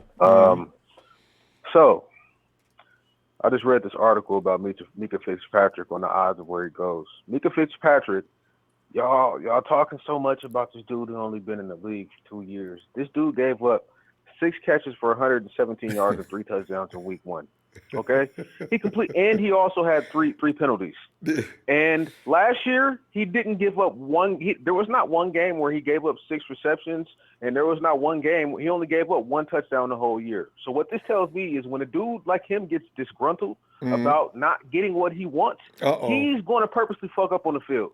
We don't need that. Hey, man. You don't go from giving up only 1 touchdown the entire year and not one single game with over 5 receptions to the first week of the damn season. You give up 6 catches, 117 yards, 3 touchdowns, and 3 penalties. That doesn't just happen out of nowhere. He has the talent to play on the field, but he obviously wants out. So he's acting like a baby back, bitch. We don't need that in our locker room, bruh. We don't need that in our locker room, bro. Like it boggles my mind. We're coming off of a game where we had 3 picks, and 2 forced fumbles. Why do you want Minkah Fitzpatrick? Bro, dudes is stupid, bro. Man, I'm calling it what it is, man. Motherfuckers see like a lollipop, you know what I'm saying, and they want to go suck it, not even knowing this shit was just on the ground 5 minutes ago. What you want, mononucleosis like the quarterback over there with the Jets? Bro, y'all tripping, man. Y'all tripping, bro. Dude just gave up a historically bad game with 3 penalties. Bro, we already got enough penalties from our DBs in week 1. We don't need that, bro. But Dre, imagine. I just want to say one thing on that, though. You just said that he can play when he wants to, but if he does not get his way, we don't want a player who plays when he wants to, bro. We want you to play all the time. It don't matter if it's going your way or not. You make a great point. It don't matter. I agree with you. If he gets mad and says, "Look, I won't out," well, your job is your contract says you're going to play here. Happen to us. So yeah. Yeah. Okay. Well, you're okay. You're gonna play. All right. I don't want to play safety. I want to play slot. Well, we got Keywan, you know what I'm saying, and Jason Ferret can play the slot for us, so we want you to play over the top, you know what I'm saying? Kwaski T, you know what I'm saying? He, what if he goes out with an injury and we need him to play over the top? And then Tavarius Moore is getting in a rhythm. I don't want to fuck that up. Yeah, and then Minkah Fitzpatrick is going to have to get paid. He's going to want money. Do y'all realize we have to re-sign Kittle and Defoe next year? No, but he's on his realize that? He's on his rookie contract, though, Dre. He cannot get no raise. For another 2 years. Hey, put it like this. Bro gonna want a new contract. I guarantee you that's Bro can't get a new contract. The CBA says he will go there. If he came here or any place else, you will go there and don't start with no contracts until year 4, and then you got a 5th-year option pickup. Yeah. Yeah, I'm just saying, bro. I don't want that. You know what I'm saying? Like it looks like our defense is meshing really well together. You know what I'm saying? I don't want to mess that with some new booty coming in here thinking he running shit, bro. That's just not what I'm trying to do. Yeah, but you know what I'm saying? I have to listen to that too. That's true. I'm not with that, bro. But anyways, and then he's going to end up going to the Patriots or the Cowboys. Anyways, the Cowboys are going to give up. They're going to give up Taco Charlton. So they're already, you know what I mean? They're already talking about it. You know? And is that deal in progress? Yeah.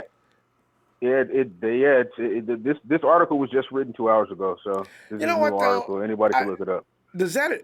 Dre, I think you're right, though. I think Miami's letting him leave because he is so hard to get along with. So, in that case, Patriots don't have any problem taking people that you don't want. Listen, you'll do what I tell you to do, or you'll be out of a job.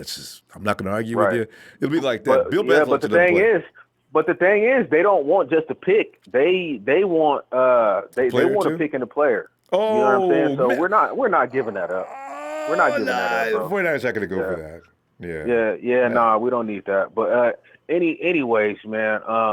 So score, Dre. We're out of time. I'm thinking the score is I'll say 27-13. You know what I mean? I'll say 27-13.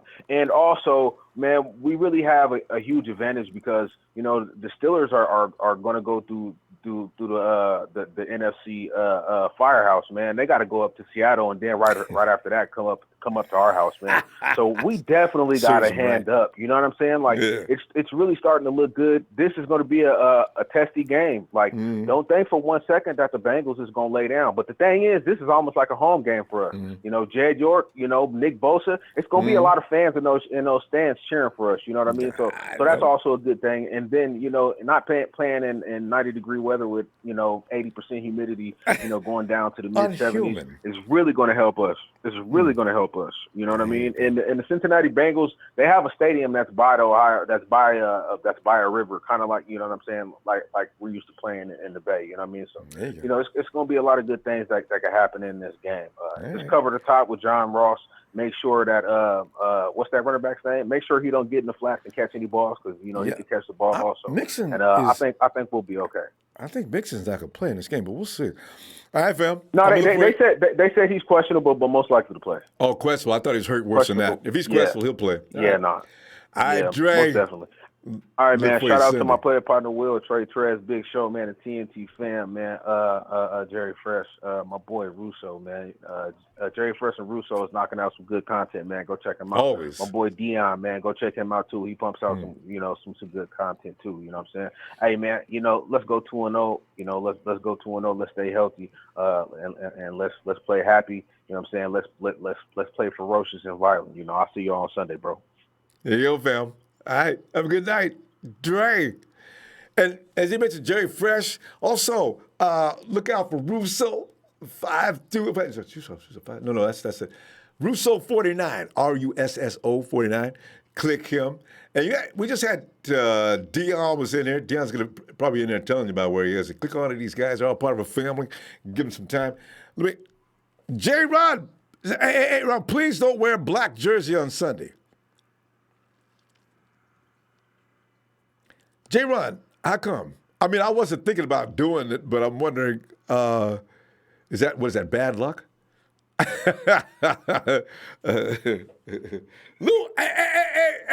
Lewis! Hey, what's up, Ronbo? Lewis, man, how you doing, Ronbo? There's all kind of weird things coming. I saw the Minkah Fitzpatrick thing, but I didn't pay much attention to it, right? And then the Jimmy G heat that's being turned up, and then of course the defense in Bosa. I worry. And Lewis, here's another thing I read that made me mad. The set at the halftime, the 49ers decided to wrap Bosa's ankle. What? Wait, whoa, what? What was the trainer thinking? That ankle needed to be wrapped in concrete if you could. And they thought about wrapping it at the half? So anyway, somebody be getting cussed out. But anyway, Lewis, some of your thoughts on some of the weird things that are going on today. Oh, yeah. Well, first off, I understand my other TNT brother just called in, Dre, saying he don't want Minkah. I completely disagree with that. I'm on the opposite side of the spectrum. Minkah is a baller, and not only is he a baller, but he did state that he wanted to play slot cornerback. So he's already said he wants to play in the nickel packages and he wants to be our slot cornerback, or for any team that he goes to. He ranked the highest in coverage grades for any nickel cornerback last year with Pro Football Focus. Oh, really? Dre already gave you the stats. He only allowed one touchdown. Yes, really, Ronbo. Last week was the first week, and not only did he look terrible, but he was literally playing the fastest player in his draft in Hollywood Brown. He was manned up on Hollywood Brown because Hollywood Brown plays the slot and was getting cooked because one ran a 4.3 and the other runs a 4.46. And I'm pretty sure you can determine who runs the 4.3. So with that being said, yeah, was it fair?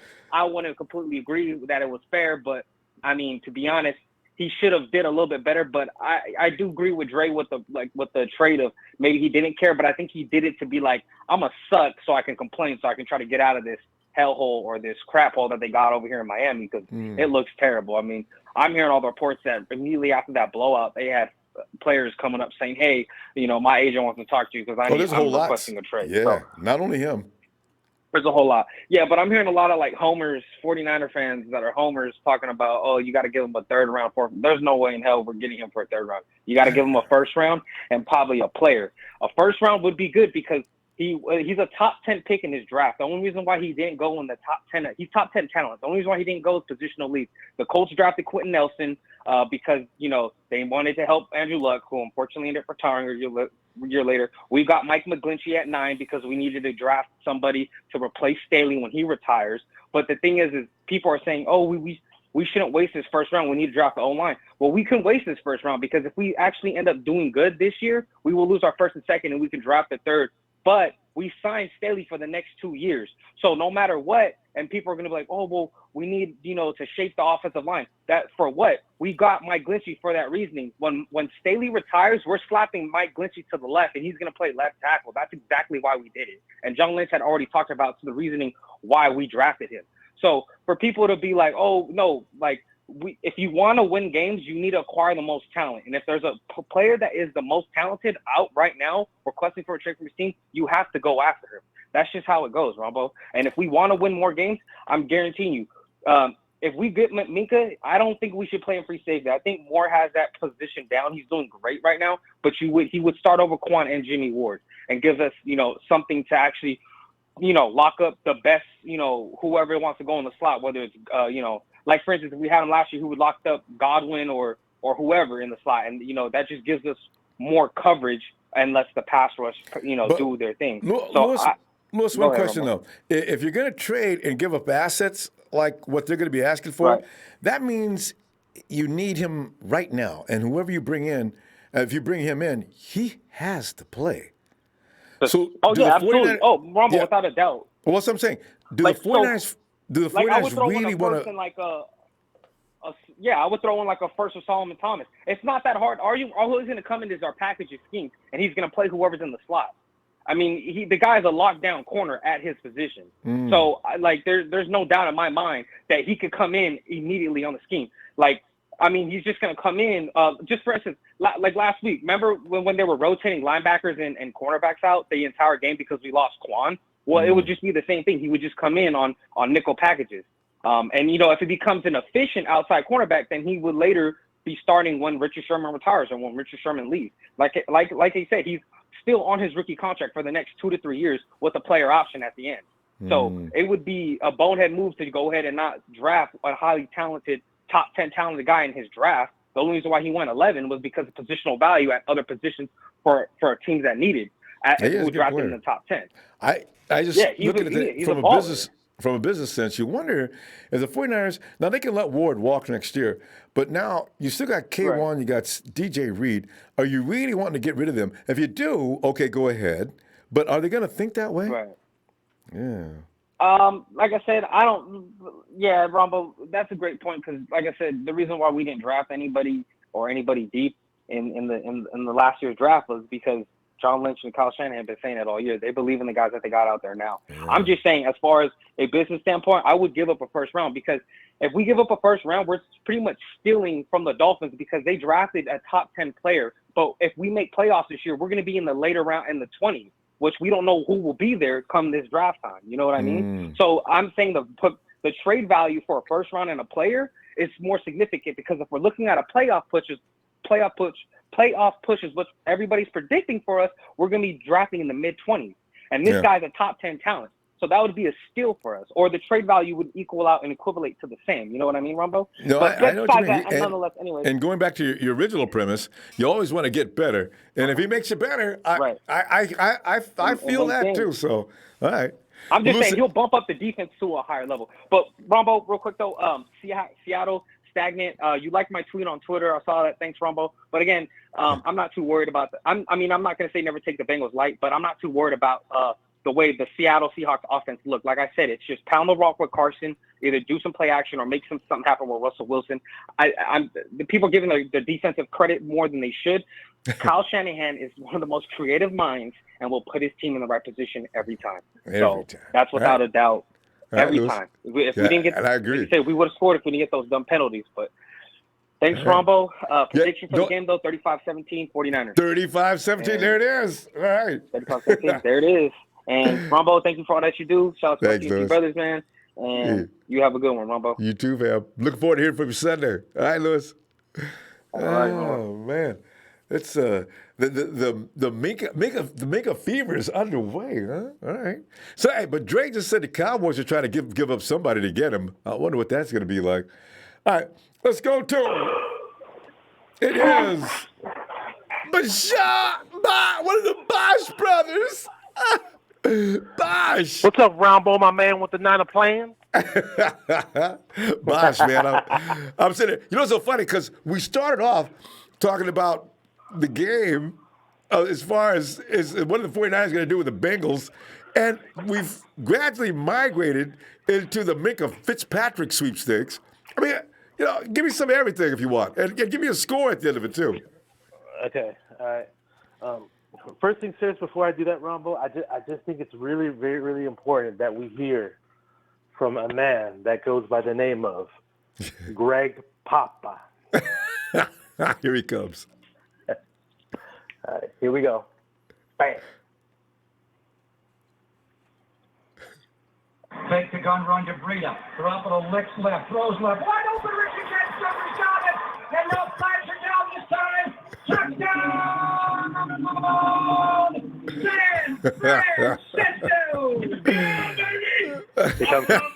Is that another one?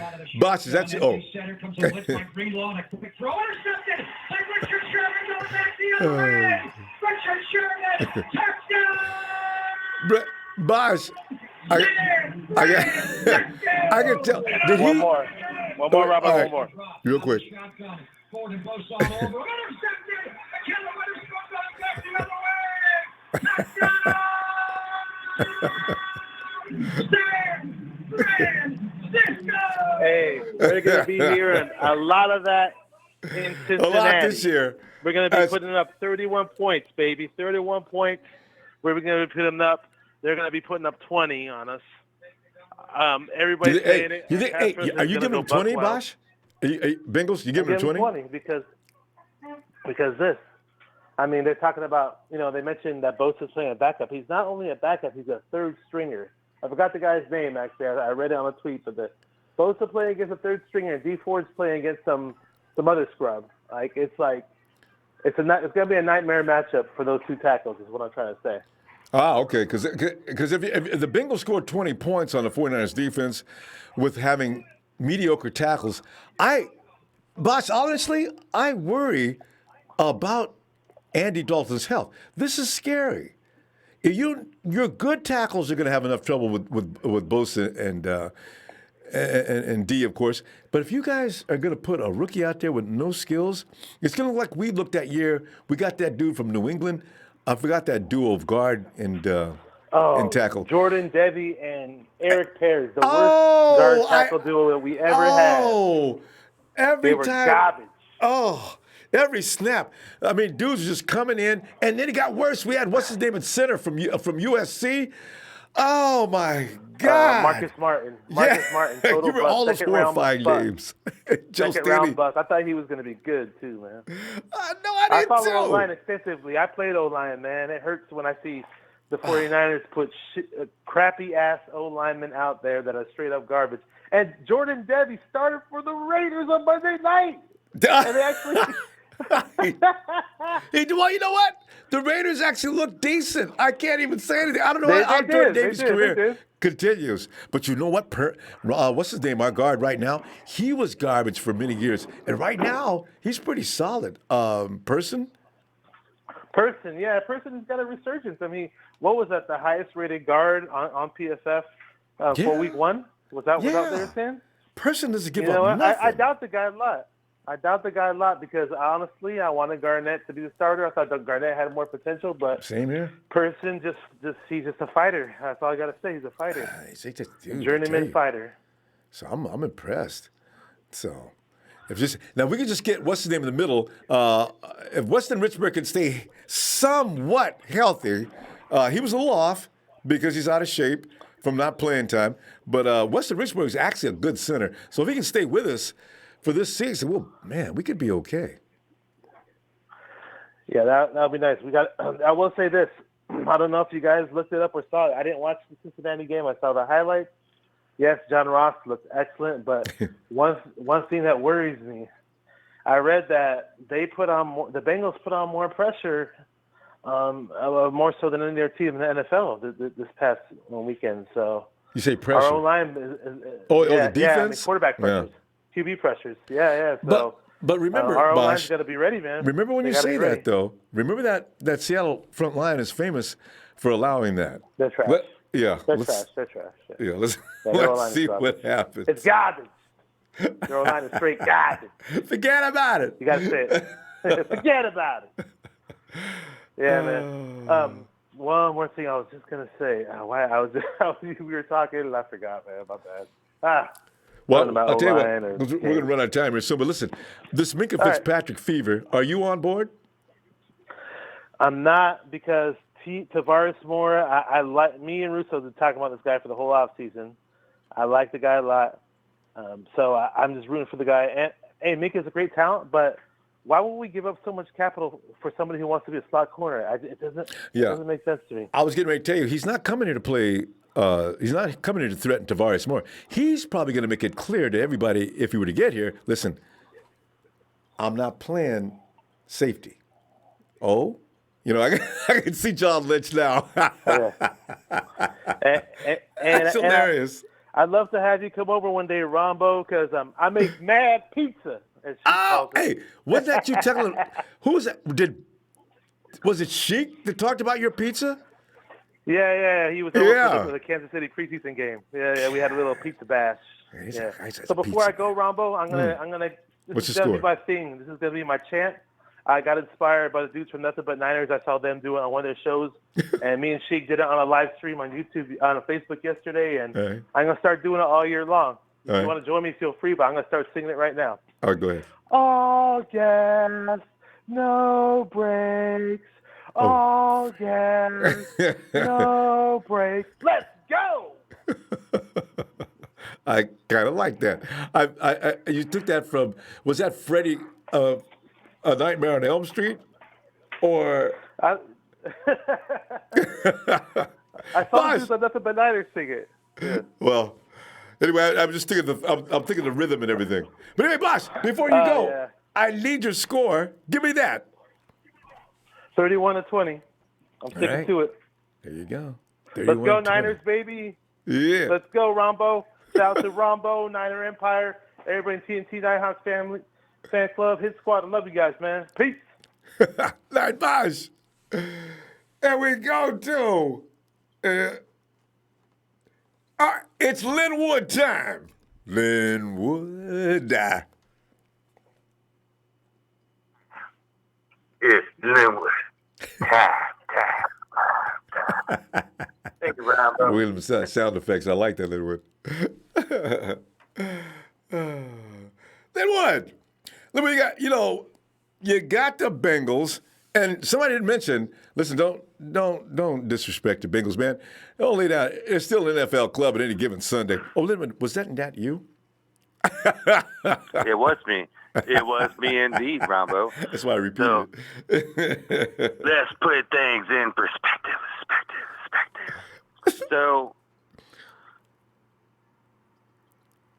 Bengals, Century Field, one of the toughest fields to do battle in.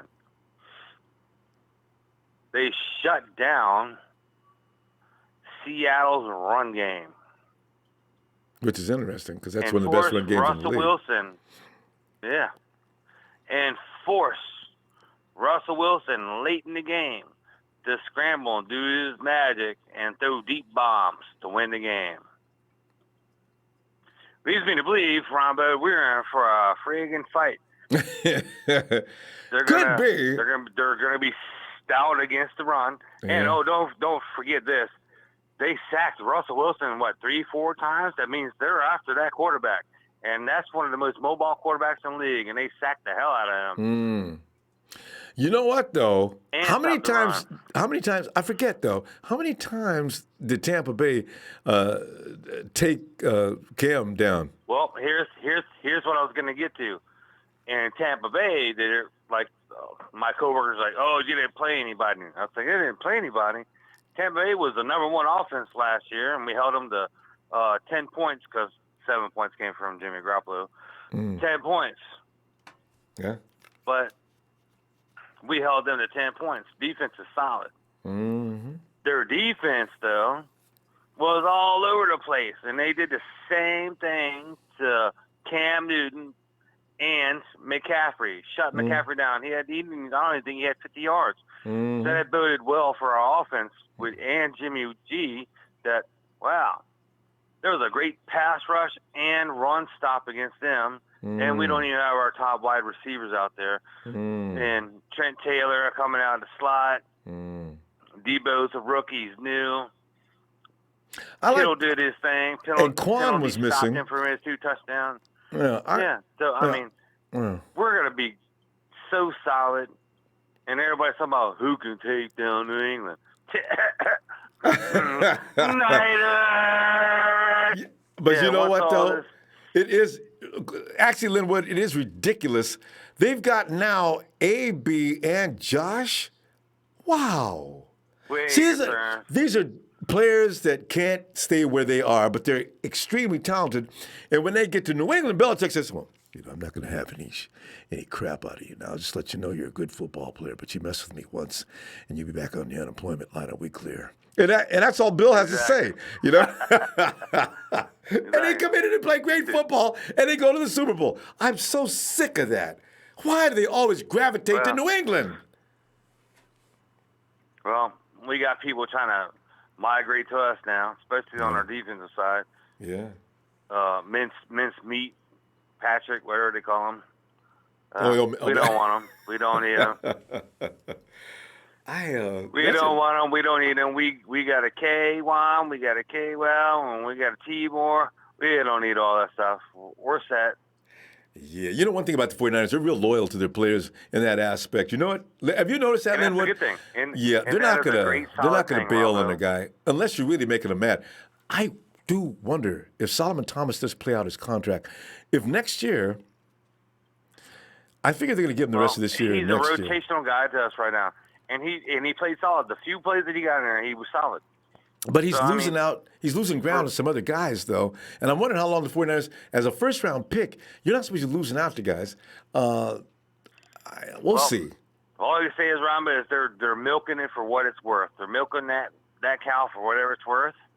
And they're like, hey, we're going to rotate you in there and play this, play that, rotation play, and do the best as you can. Yeah. I feel bad for him, though. Cause, your time's running out, and it's only up to you. It's only up to you as an individual. We give you everything in the world. Be a professional and do well. It's up to you to make this. And not even play money. We can't feel bad about it. We put him in the best position possible. Yeah, that's true. And he did play some inside So in that don't game. Feel bad about not all outside. So. Yeah. So in a few plays he came in there, he did a solid job, and that's all you can do. Yeah. I'm not sleeping on the Cincinnati Bengals. I can see that. So they win at Century Field, Ronbo. Yeah. What do you got for a score? Regardless, with all that noise, I'm going to take away our 14 points that our defense scored last week. And I'm going to make it an offensive score, and I'm going to say 23-13 San Fran. That would be because we average easily 5 scores a game in the red zone. That way, blah, blah. That's 2 touchdowns. They're solid against the run. They really are. They did it against Seattle, of all people, which was one of the best in the league last year, Ronbo. I know. And we're missing our 2 superstars, and we're going to Matt Breida. But I got to tell you one thing about that, though, Linwood. That's all Seattle likes to do. They want to run on you. They'll keep running on you, probably even when they should stop and go to another option. So I know. And then what do? Deep ball pass, blaze them like they did this. Well, that's what they hope to do. That's what they always hope to do. They'll lull you to sleep with the run. To me, it's 23-13 is my worst case scenario. Right. That's with no points from the defense and this and that. That's our offense against apparently a solid front 7 that sacked Russell Wilson multiple times and held their running back to under 100 yards. There you go. Linwood, we got to go. But we get too late and got a lot of folks waiting. Linwood, but I always appreciate you, Linwood. And after the game, we're going to check out your score. And I'm saying, Linwood, see, I told you, man, it wasn't going to be no thing. Hey, I missed it by 1 point last week. That's true. But I'm hoping we overshadow what I say this week by 10 or 20. And I hope we just dominate all the way around the board. So, all right, fam. But hit those likes, fam. Hit those likes. Ronbo Sports, the Empire's coming. Dun, dun, dun, dun, dun, dun, dun. Why did I think of that? I like that. All right, Linwood. Have a good night, man. Empire, night, Ronbo Sports. Here he is, Linwood. Dun, dun, dun, dun, dun, dun, dun. Anyway, hey, Kenny, 5 sacks. 31-10, Niners, let's go San Francisco. I do hope, and don't expect it to be all Bosa and D Ford this week as far as the sack party goes, too. I got a feeling something else is going to take place here. Look for Quan to get some, I'm telling you. Hey, Trey! Wait, what am I doing? And now, he hails from I got him in Trez mix. One half of the founding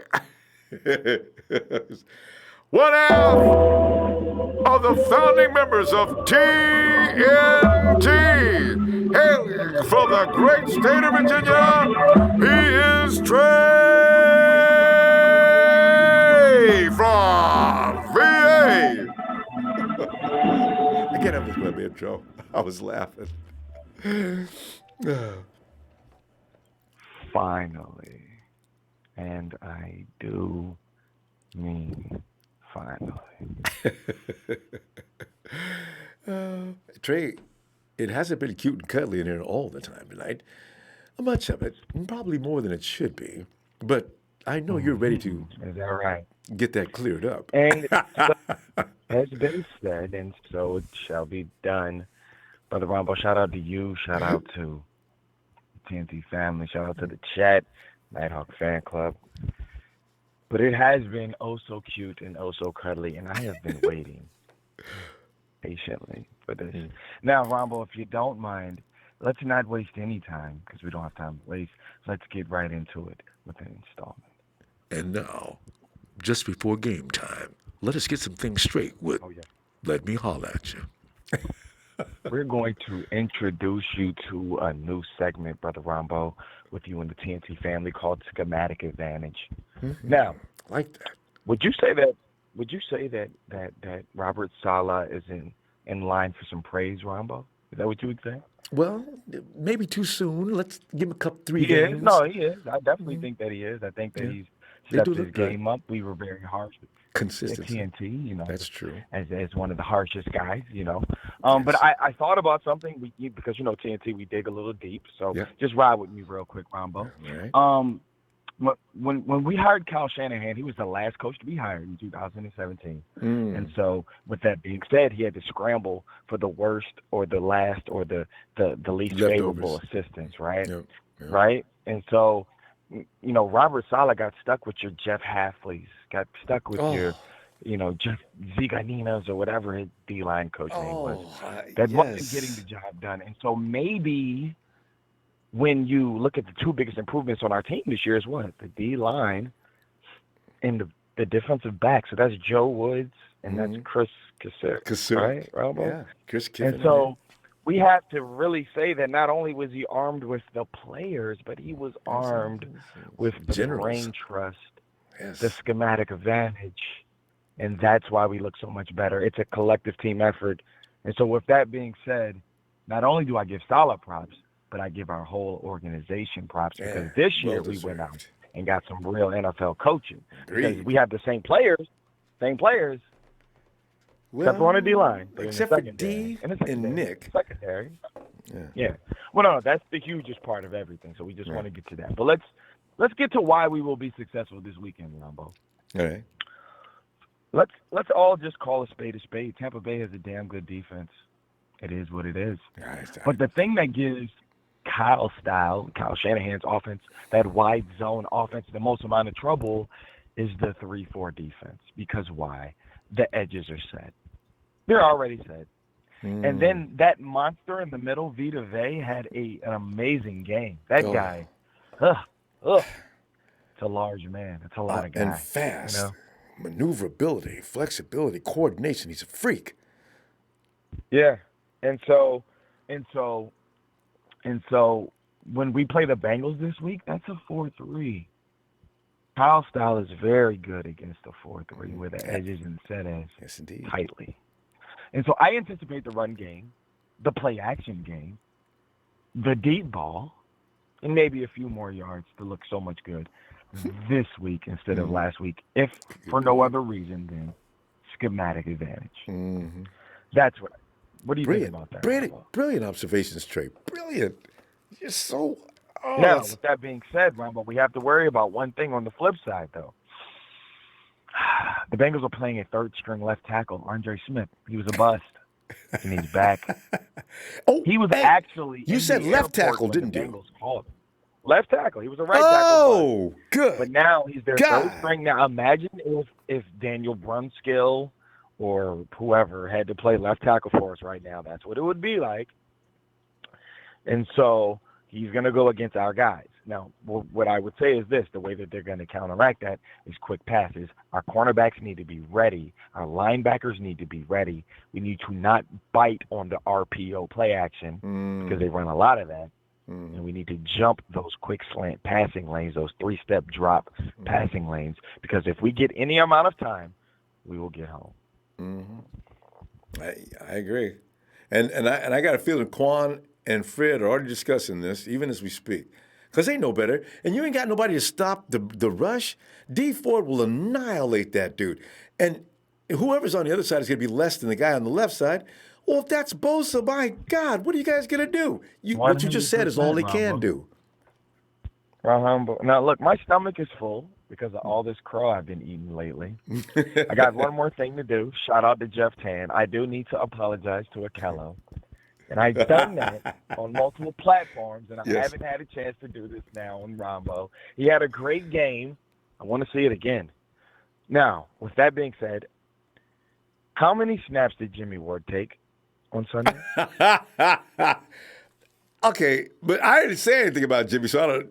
Trey, I can't be. I know you got to go. Man. I'm not feeling no pain. Shout out to Devarius Moore. We should have had 5 interceptions, Ronbo. True. We should have had 5. All right. Now, with that being said, we can bury, and this is it, we can bury the phrase 2, because that's all we had last year, yet we had 3 interceptions in one game. Shout out to the guys. They got tired of hearing that. Ronbo, players listen to you. Yeah, apparently a fellow spokesman called up here a couple of nights ago. David. And, yeah. Right? Yeah. Well, you know what? Guess what? If it takes us to be harsh on Akello for him to get his game up, it is what it is, and we appreciate him doing that. And so, shout out to everybody in the chat. Ronbo, shout out to you and production. I hope everybody has a great weekend. Sunday, my friends, we look for the run game. Oh, yeah, shout out to Jeff Wilson, who's going to be banging between the tackles for us the next couple of weeks. And Trey, you should give us a score because we love holding people accountable. 28-13. All right. There you go. 28-13. Robbie Gold, we need those extra points, and that's about it, brother, because we're getting in that end zone this weekend. All right, Trey. I look for you after the game, too, to give you props. I appreciate you, sir. All right, now. Take care. Thanks, Trey. Good night. There goes Trey. I'm loving the brilliant observations tonight. Some people pointing out some things that are very, very. If you don't think about them all the time, you just never think about that. And some of these things are like point on too. Hey, Sean. Yes, sir. How we doing, man? Sean, contemplating. And one thing I worry about us, and I figure we'll ride another wave here because after the. I want to see what Baker Mayfield looks like this Sunday because they may have something working in Cleveland. But the games are going to get more difficult, and we're going to have to calm down here before games. I'm trying, Sean. But, it's going to get rough here in a minute. Well, since you touched on that, I don't think a lot of people realize the situation that we're in right now, especially going into week 2. So, I believe we'll pull out this win. I don't think it's going to be a cakewalk by any means. But if you look, okay, in week 2, do you know who the Cardinals are playing this week? Who are they playing? I don't know. The Ravens. Oh, that's right. And that's being pumped already. Yes. Do you know who the Rams are playing? Aren't they? Who's playing? Somebody's playing the Steelers. The Saints. Oh, the Saints. Oh, playing the Saints. That's pretty funny. Okay, and the Seahawks are playing the Steelers. We have a really good opportunity to come out looking pretty good going into week 3 in our division. In the week 3, so you got the Cardinals and the Panthers, right? And then guess who the Seahawks got? The Seahawks got the Saints in week 3. And we got the Steelers. And the Rams got the Browns. So, going into the bye, we can potentially be ahead go into the bye West. 3. Yeah, we can potentially go into this bye 3-0, man. I mean, it's one of those things where could it happen? Will it happen? It might happen. We don't know, but I think that if we go into this, if we come out of the Cincy game with a W, it damn for sure looks that way where we can go into the bye 3-0 and we'll be sitting pretty in the division, getting rested, coming back and playing Cleveland.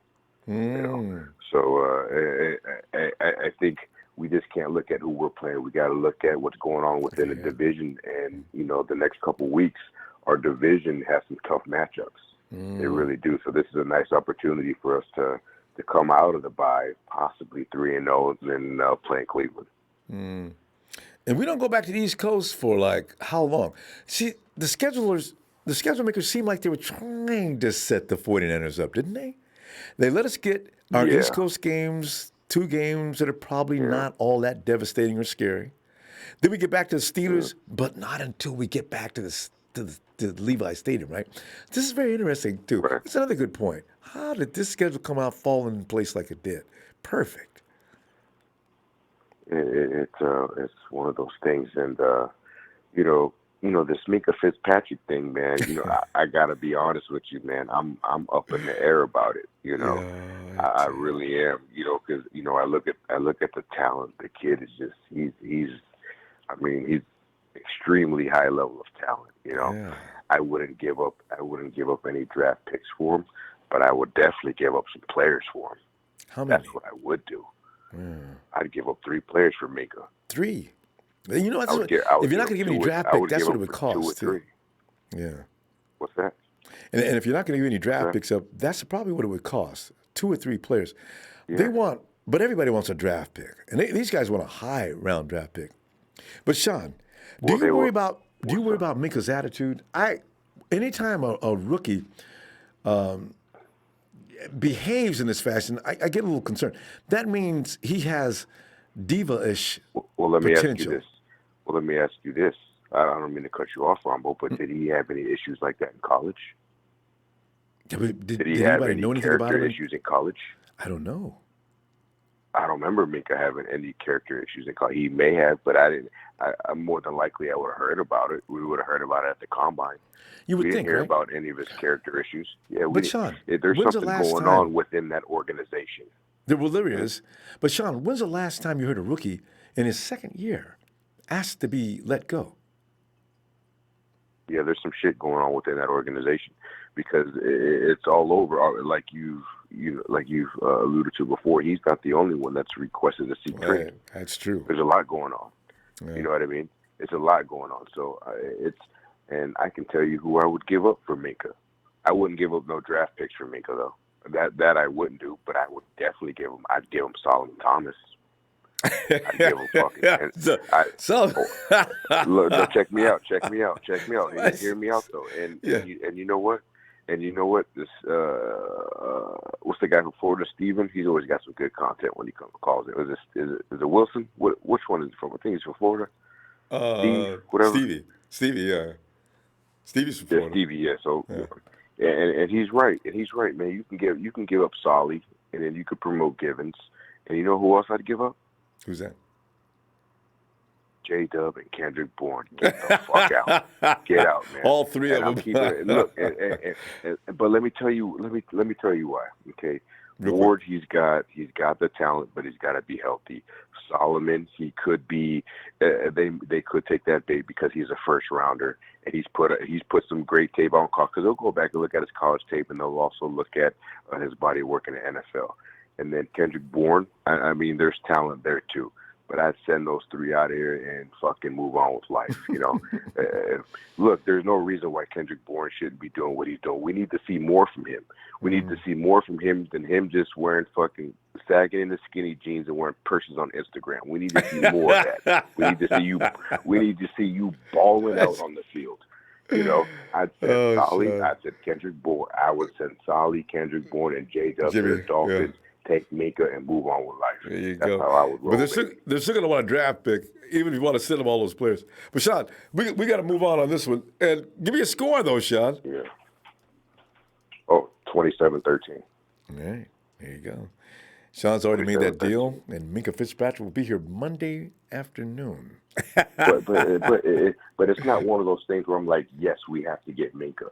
But if they're willing to take that, then it's a no-brainer. That's a no-brainer. You take that for those people. But man, I'm over now, and appreciate what you do, man. Thanks, Sean. And I look forward to hearing from you Sunday if you get some time. All right. Yes. Night, Sean. Over now. Over. Hey. And Sean's getting more time with the city. That little girl's getting a little older now. She's probably hanging out. Who knows? She's probably hanging out with friends now. Faithful Empire, Robert Saleh gets no praise from Justin. Well, Justin, you're just an unfair individual, all right?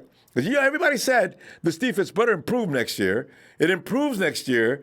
You said you'd fire him if it didn't, and you refuse to give him any praise if he does. Justin, you're not a fair man. I'm just telling the truth, all right? Listen. Hey, Phil. Hey, Ronbo. Phil, I tell you, it's about the pregame. What do you think is going to happen here and that type of thing. And somehow, Minkah's gotten involved, and Solomon Thomas seems to be the biggest guy in the trade block tonight. They're not going to make a trade until possibly the trade deadline. They're not going to disrupt the team at this point in time. Yeah, too soon. They think they've got the players to win. I think they've got the players to win. All this talk about Solomon Thomas is dumb, stupid. All right, do I need to put it out any clearer? Because that's pretty clear. He's guaranteed money for 2 years on his contract, and you got $18 million tied up in him. Oh. You're not going to give that up. Yeah, a lot of times people forget that. Trade him, you eat it. Yeah, I forgot about that. Guaranteed money means that the team that he's going to doesn't have to pay that. When you get drafted the first 5 picks, you get guaranteed money. Nick Bosa's getting guaranteed money. So I'm getting picks in the first 5 picks. Hey, so which makes the Minkah Fitzpatrick deal very interesting. Who's going to eat that? Or do the Dolphins make a deal with that? The Niners would have to eat it if they traded Solomon. Oh, it's on their dime. That's right. And Eric Armstead is gone after this year, guys. Get used to it. He's not coming back. They're not going to pay $10 million for Eric Armstead. We're in excess of that. And that's the facts. I mean, Eric's going to be playing this year, and he's going to work for a contract, and he's doing well so far. But I'm telling you, after this year, he's gone. Trying to shed salary. And they still got to pay DeForest Buckner, which they do want to keep, for sure. Well, no, he's under contract next year because they pick up his fifth-year option. Fifth-year option. And Kittle's under contract next year. The whole team's under contract except for J-Dub, Verrett, and I think Verrett they're going to re-sign, and Armstead. So they've got everybody under contract, but they only have $5 million in cap space, plus the rollover of whatever they get. I think it's going to be about $20 million. So you're going to have $25 million work. $10 million is going to you're going to have to sign your draft choices, which will cost you about $10 million. You're not going to have enough money to do anything else. That's true. So come on, folks, let's get real here. They're not making a trade. I think the only trade they make is C.J. Beathard at the trade deadline when quarterbacks go down, and they can get a third or fourth round pick for him. Really? Is there a team out there that'll give up a third or fourth round pick? You know, they said they couldn't get what their asking price was. Who? If they're desperate. Yeah. I mean, Denver was willing to give up a fifth round pick for him. Really? Well, you know, yes. Don't they need because a when, backup? What's her name? Their draft pick went down with a hand injury. They needed a backup. Yeah. They offered the Niners a fifth round pick, and the Niners said no way. Because they're sticking to the guns on that one. Doesn't Indianapolis need a backup? I kept thinking about CJ doing it because they already signed it. They signed a backup, but if they get some injury, they're going to be desperate. They're going to be really desperate. I mean, the Niners are playing a game saying, you know, if a quarterback goes down, and they always do, a guy that's had starts that could come in, and we're going to get a third or fourth round pick for him. That's what they're saying. But other than that, I don't think we make much trades. Yeah. And even for the reason that you mentioned the cash, I think the 49ers put they respect their players in a way where I think it inspires them, you know? Guys know that the 49ers... I think so, too. I think John Lynch they know you trust them. Players. Yeah. That's a family kind of atmosphere. I believe in these players. I believe in them. Yeah, no, I like them all.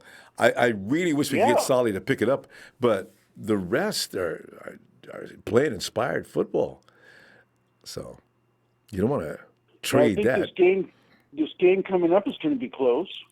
It's going to be real tight because it's on the road. Yeah, that's true. And I think it's going to be 23-20. I think it's going to be a nail biter. Oh, I had no fingertips by the end of that game last week. Phil, I'm worried about you, Ronbo. This game is a nail biter. God, man! Because I watch you and you get a little bit stressed during the game. Oh, that's good. And especially, and you go through all that, and all of a sudden, the official, he comes up with this flag that you can't comprehend, and then it's all over. I go nuts then. So, and it's a morning game. Yeah. So you're going to have to live with that stress the rest of the day. All You're going to day. Great. Phil, we're gonna, Phil, don't paint that kind of picture, Phil. Anyway, I can't stand it. I'll see you Sunday. Anyway, I hope we win, because I think if we go in after this game 2-0, I think we're going to beat Pittsburgh. I do too. And then we've got a bye week going in, and everybody's going to be healthy coming into Cleveland, and I think we're going to be 4-0. I mean, man, that would be more than we've seen in a long time. All right, Phil. Exactly. See you I'm Sunday, fired. Phil. All right, Phil. All right, man. Night. And let us go check out Warren. Hey, Warren. Warren might be on the East Coast. In that case, it's getting late out there, isn't it? Hey, Shabazz! Ronbo, it is I. It is me. Yeah. I am on the East Coast as usual. It's a good sign. I got in late, landed, had trouble getting here, but I'm this today, and I just can't. Wait. You know Shabazz, are you in Cincinnati? I'm in Detroit. Tomorrow's the services for my dad. Oh, I thought you were, because I remember you said you were going to the Tampa Bay game. I didn't know you were going. You're for your dad. Yeah. Okay. Yeah. But I got my brother here with me, and we're gonna drive down because my dad's not getting buried till Monday because he's getting a 10-gun salute because he's a Marine Corps veteran. Wow. So on Sunday, my brother and I ain't got nothing but 4 hours left, and I'm heading down from Detroit to Cincinnati, Ronbo. Oh. I will be there. All right. So I will be in the building. All right. So we can make the same arrangements that we were going to do last week? Yes, we can. All right. Yes, we can. Get back to you shortly. And what I want to tell everybody is, have they forgotten that the 49ers has been in Youngstown for a whole week? Have they forgotten that the atmosphere of Ohio, with the support that we have, we're going to take over Paul Brown Stadium like we did Raymond James Stadium? Richard Sherman was talking about that. Take the place over. Yeah. Okay. And everybody's going to be screaming, Niners, and defense. I mean, come on, man. Seattle has no offensive line. Okay, and I'm going to tell you what you're going to see tomorrow. Just like I call, remember, I want you to call Shabazz the guru. I call Akello's pick when everybody down Akello. Garoppolo will dump a screen pass off to Breida, and Breida will score a touchdown tomorrow. And when I get back on with you Sunday, back on Sunday, just tell everybody, hey, I'm Shabazz called it. My words. I said it here in your forum. I told my other buddy I follow on Instagram at ours. I said Akello will be a hero for the first game. And my words, Cincinnati wants to bring their little blitz. I can't hate telling it because their coaches might be listening. Breida will take it to the house. Breida will take it to the house. They can run that blitz at the wrong time if they want to. You're right. That will, Marquise Goodwin, Breida, anybody that's open is gone. So please, run that blitz. It's going to be a quick dump off. And we're going to polish the Bengals off. Everybody's kind of right on the score. But I got Jimmy throwing 2 touchdowns, maybe 3 if the refs don't call one back.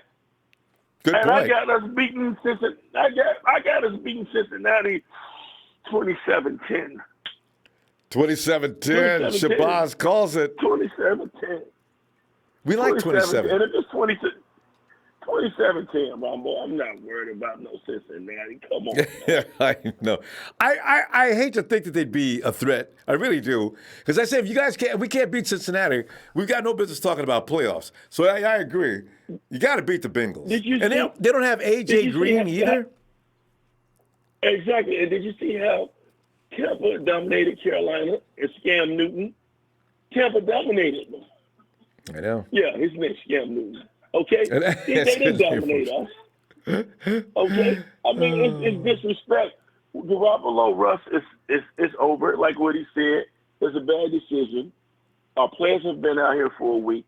27-10, man. The Bengals, Andy ain't finna score no 14 points on the 49ers. Are you kidding me? And he's got to move around. Having to lose the Granger. Yeah. If he's not going to move around, he could get hurt. I'm worried about him. He's got no tackles, Shabazz. He's got no tackles. Oh, my God. Rumble, these people are having to lose the Grangers to think that Cincinnati got. It's kind of disrespectful to say you're a 49er fan and say, we're going to lose to Cincinnati. I'm going on a limb here. 27-10, and just like I told everybody, 11-5, because we're sweeping Arizona. We split with the Sea Chickens last year. We're going to get that and maybe take 2 from them. It's just easy money, Ronbo. Everybody, how could you be faithful and even question that? Okay, trivia fact that don't nobody know. We cut our first teeth beating the Bengals in the Super Bowl. And then we beat them again in the Super Bowl when Joe Montana said, hey, there's John Candy. We own the Bengals. We own Cincinnati. Cincinnati belongs. I met a guy on the plane today, right-handed guy. He told me, I said, where you from? He said, Cincinnati. Guess what he had on? A San Francisco hat. Baby. He's from Cincinnati, and he won't even root for the Bengals. Come on, baby. 27-10, Rumbo. I'm going to call in to you. I'm going to be overjoyed because I'm celebrating. And, hey, I told my brother who drove in from Georgia, I'm going to take him to his first 49er game.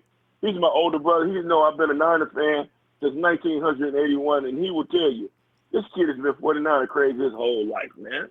I can't believe the guy's calling in, but yeah, I can see Garoppolo now. It'll be out our double tight. It'll be a play action where they'll look towards Kittle, and everybody will be thinking about Kittle. He'll pump to Kittle, and when they all bite on Kittle, he'll drop it off to Breeder, and Breeder's taking it to the house. You guys would be like, you guys would be thinking I'm in Shanahan's head, sending them telepathic messages, man. That's what's going to happen on Sunday. That's what's going to happen, Rumbo. You're going to get on my page instead of me telling you that I call it, you're going to say, Shabazz, you called it, my man. I told you to play. What's this, Friday night? You're going to say, man, there it is. Because they're going to be looking for Kittle. And watch out. And also, Mostert could be involved in this. I could see him being huge as well because Mostert's a very strange but productive runner. The things he can do sometimes, I'm always shocked at. So, that's and you know what? They're very much interchangeable. So it could be Mostert, him or Breeder, because they both are fast guys and they both will take it to the house like lightning. We know that. A heartbeat. And that's how it's going to go down. They're going to be looking at Kittle like the bungles they are. As soon as they look at Kittle, Jimmy's going to give him a hard pump. Boom! They're going to, whoa, what happened? End zone, touchdown. And I'll be at Paul Brown Stadium waving my flag, Ronbo. All right. And listen, I'll be contacting you shortly, and I'll talk to you later, all right? All right. Yeah, contact me. Even if you hit me in my DM, or I'll tell you what I'll do is I'll shoot you my regular email. Because if you could yourself just get that question out, I'll give you the answer. And whoever answers that trivia question, they got tickets to the Rams 49ers. Yeah. End of the season. Okay. Lower level. We got to talk about that. Baby. Yeah. All right. All right, Shabazz. All right. More about that later. Have a good night, All right, man. talk to you later. All right. Good night. Good night. Yeah, Shabazz has got tickets. I forgot. We got to get those out there so you get that. All right. Salvador. Yo, what's up, Ronbo? Salvador B. I ain't talked to you in such a long time. Hey, hold up. Did I hear my man Shabazz is giving out tickets? Yeah, we were supposed to get that raffle. I mean, actually, trivia question was going to be out a few days last week before the game. But, he's having, his family tragedy. So we got away from it. But man, the Rams game has got a little ways to go, so get ready for that, Sal. My condolences, real quick. My condolences out to Shabazz, to your father, and take care. Hope you have a good time this weekend. And but just get into some Niners, Ronbo. Hey, you're right. I haven't called in a minute. I've just been listening and typing my fingers away in the chat. But I've seen you in the chat. A lot of exchanges. You've stayed out some of the hostile. There's a lot of hostile exchanges in the chat. Sal, this is the way we talk to each other now. I can see that that's just normal. So I don't get alarmed anymore. No. Well, the hostile, I try to keep it. I don't attack fans. I keep that on the enemies. Those Bucs fans. They came in for 1 week and they dipped out real quick. They knew we were about that life. They knew we were carrying bullets, 50 cal. In fact, they ran real quick. But where's they're lucky they had. What's his name? Real talking Perez. I can't even find him no more. I think he took his Instagram down and everything. No, they're lucky. They're lucky they had a short week and they slapped the Panthers around. But they did. Hey, what does that say about our team, Ronbo? I was thinking the same thing. Bucs on a Thursday night, they shut down McCaffrey. That tore up the Rams, and beat up Cam Newton didn't look good. Cam looked terrible. Yeah, so I think he's done. Sal. We played the Panthers. I think I counted that as a possible loss. Now I'm thinking I don't know if they're really beating people up anymore. They're coming to Levi's. Oh. They're gonna get smacked. Yeah. Our team is loaded, Ronbo. That defense had me hyped. Me and my brother, we're watching a game, and I lost my voice there. I saw you write that on the chat in the fourth quarter. Yeah, dude. I was so excited because I haven't seen pass rush like that, Ronbo, since the Harbaugh days. 12, 11, 2011, 2010, 13, 12. It felt so good. Finally. Bosa makes two moves, and he's right there at Jameis's face, And I'm not mad about his missteps because that's a rookie, and he's beating grown men out there, Ronbo. Boom. Oh, yeah. He's so raw. How does he, Sal, watch this move, though. You look at it, if you're a young football player, you look at it, but it ain't easy to do. If you look at it, you don't know if you can't do it. Bosa does that with such perfect timing. Wow. It's everything, Ronbo. It's quickness, it's footwork, it's hands. He gets the offensive, he gets the offensive line first. And did you see the tackle is standing there watching Bosa from behind. As Bosa zooms by him, it's not like it was any altercation. Bosa made a quick move and left, and the tackle's standing back, looking back like, damn. And he's killing his quarterback. and then on the other side, you got the speed demon D Ford, who was beating that side. Dude, they were putting OJ Howard on D Ford. I was like, what the hell are you doing, Bruce Arians? Like, this guy trying to stop him. Dude, there was nothing. They thought that was help, but the tackle looks inside. He takes his eyes off D Ford, and that's all it takes. He's shedding Howard like nothing. And did you notice they double teamed D with a tackle and a tight end, and they left both and they double teamed on D-Buck, and that's 4. And then I saw him one-on-one with Bosa, and I was laughing. That tackle he missed. I said, you know what? I hope they continue to keep one dude on Bosa. He's going to use that dude like a pick handle all night. Ronbo, I had a great time on Sunday. I'm counting down the days because I'm going to the Monday night game. I'm about 3 weeks away, I think it is. Where we got this week, next week, we're bye week 5. week. So I got the days in on my job already. I already got the day off, and so I'm gonna be out there in Santa Clara. I'm gonna have a great time. It's me and my brother and his boys. Right. So we're gonna be cheering on my faithful. Hopefully everybody's healthy. Damn it, Ronbo, what happens if we go into the bye week 3-0? That would be so crazy. We'll be nervous as heck. You know how you lost your voice this past week? We won't be able to talk by week 5. Oh, hell no. I'll lose my voice. Yeah, I'll probably be a little tipsy going into the It's out stadium. Monday night. But I got you on that too, man. We're gonna talk. I remember talking to you after Jim. That was the same night I think that Jimmy G arrived. You were walking back down through the facility on your way to your car or wherever, and I'm meeting Sal for the first time on the show. That was fun. Yeah, that was. Yeah, I went to 2 games in 2017. My first one was the Seattle game, and then I didn't zoom in on the second one, but the second one was the Christmas game against the Jags, and I had a great time. There you go. You know, So let me get your score though. My score for this Sunday is going to be 29-16. They get one, one touchdown, but we're gonna bend, but we're not gonna break. We're gonna give up some field goals. Defense is gonna hold them. I don't think we're going to score defensive touchdowns. I'm never going to predict that, but if we get them, we get them. But 29-16. I see it. Look for a safety though. If they put Dalton in the end zone, anywhere near the end zone, like he can, and Dalton goes back there taking his time and not moving, he's dead meat. Anyway, Sal, I talked to you Sunday. If you can still talk after the game. I'll try to get in on Sunday, Ronbo. Hey, nice talking to you, Ronbo. I miss you. Hey, thanks, and see you Sunday. Oh, it was a pleasure talking to you. All right. Night, Sal. Oh. Hey, here he comes. Justin, I just called Justin out. And Justin, come on in and explain your position. Because you see, you're an unfair man. You're a very unfair man.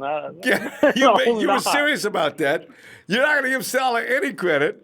Yet you beat him up if he fails. And you beat him up even if he does well. God. You're mean. We're still going to keep going back and forth over this we're going on. I'm telling you right now, you're not going to change my mind. You're really not. No, I'm not trying to. I just want you to know that you're a nasty man. I mean, the thing is, you can't call him a bad guy if he's doing bad, okay. And then when he's a good guy, you continue to accuse him of being a bad guy. That's not right. Defense makes the coach. So I'm going to keep saying. Had nothing to do with the coach, I'm okay. Keep saying. Well, how bad was it? Wait, I just want to ask one question. How bad was the defense last year then? Other than the penalties that, kind of held us back, so, other than that, not the mistakes, Well, who gets the credit for that? Who gets the credit? It's gonna, I'm gonna say it's gonna fall on the defensive line. I gotta say it's the defensive line. You are. You're not gonna blame. Last year, you're not blaming Saleh for last year, then. I am blaming Saleh for last year. I still am on that point. I'm still on that point. Very much still on that point. But this is not the topic. This is not the topic, though. Yeah, okay, go ahead, because you already been exposed now as being very unfair. I'm going to say this for another day. I'm going to say this for another day. I will say that I want to say, where's the Kello haters at? Where is the Kello haters at? I've been saying since last season. They left. Kello Witherspoon should be someone to watch on. And what do you do? Pick six. I told y'all, stop hating on him. Stop hating on him. Y'all don't listen. And look what he did. And I want to commend Trey for apologizing to Witherspoon. I want to commend him. Okay. Thank you for admitting you're wrong. Okay. Thank you. And you can learn from that by admitting you're wrong about Saleh. But okay, go ahead. No. Now I want to say that there's only 2 issues I had with the last week's game. Is the penalties killed us. Even though yes, it was a good win, but it was an ugly win in my opinion, at least an ugly win because we had too many mental mistakes. You had too many holding penalties. You had too many, basic, McGlinchey's holding penalty. You gotta know, man. Let go, man. Come on, man. It's a bad call on Juice. That was not. He wasn't chipping. God, yeah. That's a strange call. Yeah, come on. That's a strange call. This whole entire pass interference review thing is kind of affected us with Sherman. He had a back-to-back defensive holding penalties back-to-back, but he redeemed himself. But still, I'm like, Dennis Sherman, come on now. Let go of him. Turn your head, man. Turn your head. You know, that was such a flag. And they said it wasn't. I said Sherman's getting that Pro Bowl treatment. You know, that Hall of Famer treatment. But I'm glad he did. It's just too many mental mistakes, man. Too many mental mistakes. I'm hoping to clean it up. And for the what's his name? I forget what's his name now. The caller before, he said something about Cincinnati, right? Okay, you realize that Seattle has no O-line, right? Seattle has no dang O-line. Okay, Seattle. Who on their O-line is right now is at least a top 5 offensive tackle or top 5 offensive guard? None. None of them are really good at all. They're average at best. That's why Cincinnati was able to get to the print. I watched the game. All right, I watched that game, okay, because I was sick and tired of hearing all the Bengals fans be like, oh, we're going to go rush that over to – I'm like, all right, let me watch this stupid game. And I watched the game. The Bengals, the offensive tackles did horrible blocking. Wilson was running for his life. That's the reason he was able to, run around, because the Bengals couldn't get to him, because that's the reason he was able to make plays. You allow quarterback to run around and get some separation, they're going to make plays. Especially Wilson. That's why Winston was successful on Thursday. He was able to, the offensive line was able to hold and allow Winston to scramble and make some plays. Now, like when we did week 1, where we held his own, we kept him in the pocket, sacked him for like 5 times, 2 forced fumbles, 2 fumbles, and there's 2 interceptions. Pressure gets to the quarterbacks, and if they're going to get out of the pocket, they're going to look to get something open, and they're bound to make a play. It's just bound to happen. That's why Wilson and Winston was successful. But the whole shebang that the Dalton is going to that Dalton's going to throw for 400 yards. That's not going to happen. Oh, Dalton has been known to be 400 yards. Yeah. Not a chance. Hey, Dalton's inaccurate sometimes, and he's a hit and miss. Has he gone to playoffs? Yes, but has he won? No. There's a reason, because he's inaccurate. He's very hit and miss. So I'm saying, do not fall for the O-line. Do not fall for the defense for the Bengals, because the defense is average at best. Bernard is all right. He's nowhere near Sherman's cornerback level, but yeah, I don't know. I'm just good stuff, and still you need to go to church and pray for your sins as far as blaming Robert Saleh and not giving him any praise. But anyway, give me a score for this game. You know what? Everybody's going high score, but you know what? I'm gonna give it fair. I think we're gonna get like field goals, like 2 field goals, I think, or something like that. I'm saying it's probably gonna be 24-13, and the reason I say that is because I feel like it's not gonna be a big score as everyone says. I feel like the bigger scores will come on later, like the Week 4 game against the Browns, where we get Trent Taylor, Tevin Coleman, Hurd back. We all get them back. I feel like that's going to be a high-scoring game, not only because the Browns have Landry and they have Hajuka and all that. I feel like that's going to be a high-scoring game. But I don't feel like these following 3 games are not going to be high-scoring. I feel like they're going to be low-scoring a little bit. Justin, we got to go. Well, if you get a chance, I'll see you Sunday, and maybe we'll be giving you praises for that score too. All right. Shout out to Russo. He just started his own show. So subscribe to Russo. Russo's been on for a while. Yeah, you mean today? He just started it up. So subscribe to Russo, please. Click on Russo. All right. We'll see you later. We got getting late. I didn't realize how late it was. All right. Yeah. Good night. Good night, y'all. Good night, Justin. And JT.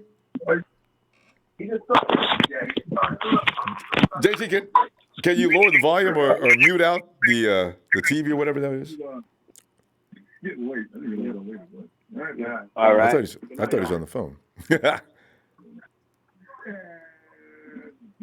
What's that, Ronbo? Hey, JT. JT, you got to lower that volume back there. It's bleeding into your mic. Oh, you still hear something? All right. JT. How about now? Yeah, that's good. All right. Well, JT, man, as you know, we're sitting there. We have mixed feelings tonight. There are those of us who are way overconfident, and there are those that are remaining cautious. And then there are those of us who truly believe that Minkah Fitzpatrick should be a 49er.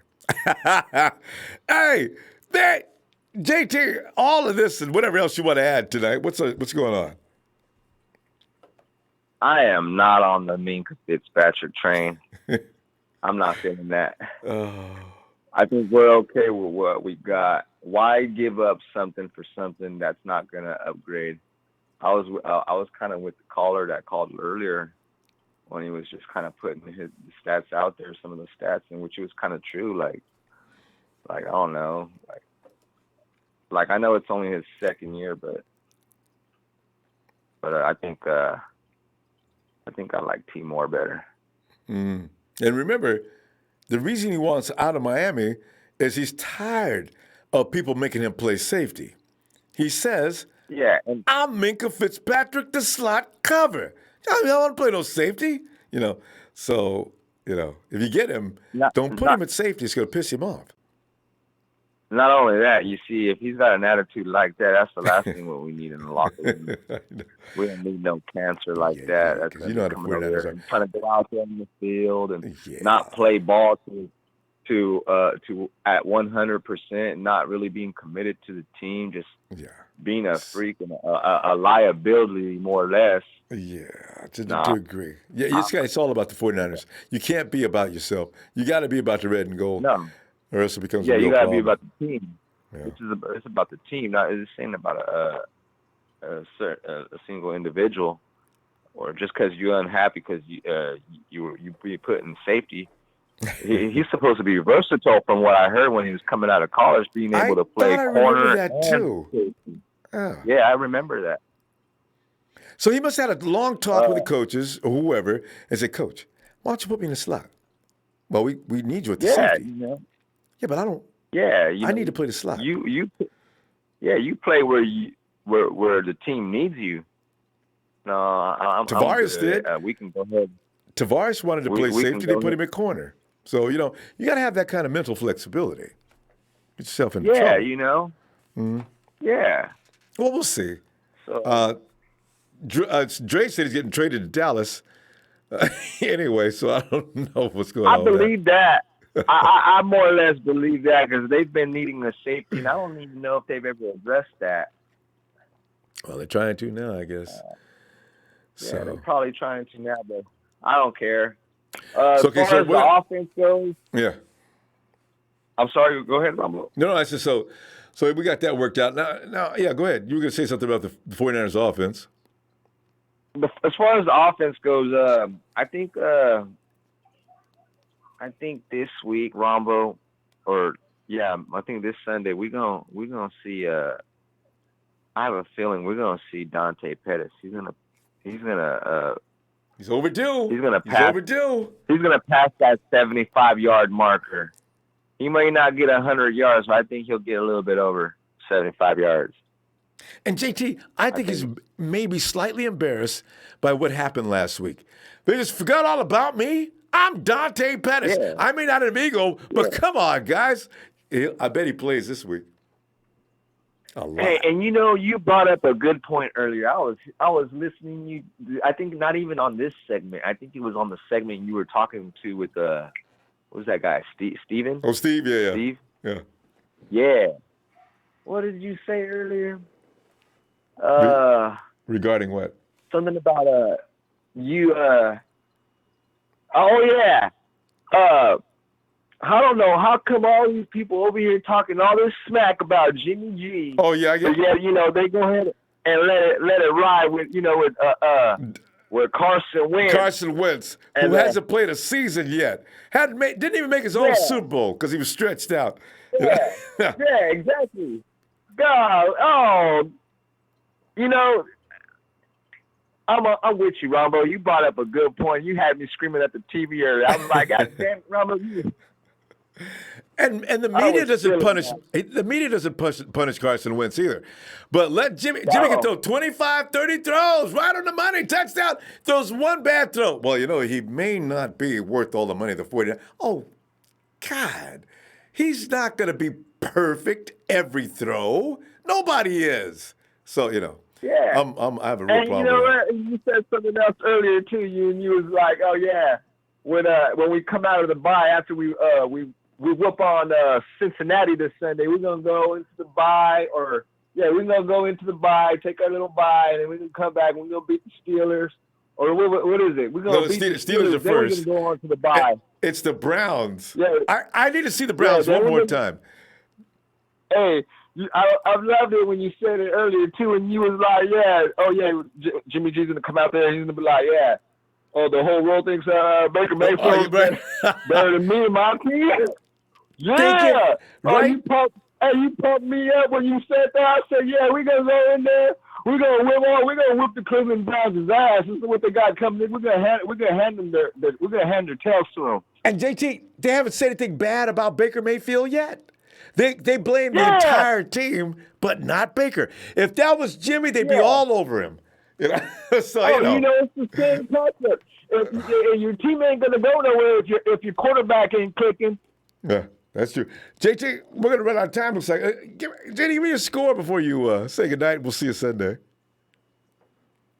Okay, score. Let me see. You know what? I'm gonna say this: 33-13.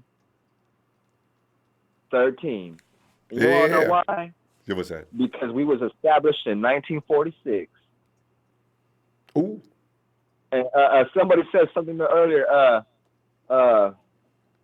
With the Cleveland Browns, you better clean that shit up because we coming. They're coming to get us though. So this is gonna be fun. They're gonna park and walk into Levi's. And I tell you, Baker Mayfield and the Browns may not look anything like they did last year. If they lose to the Jets, then the hot seat is going to be all over them then. Because the Jets are missing their starting quarterback. Le'Veon's got a shoulder issue. Lose, Browns, I'm going to laugh my butt off.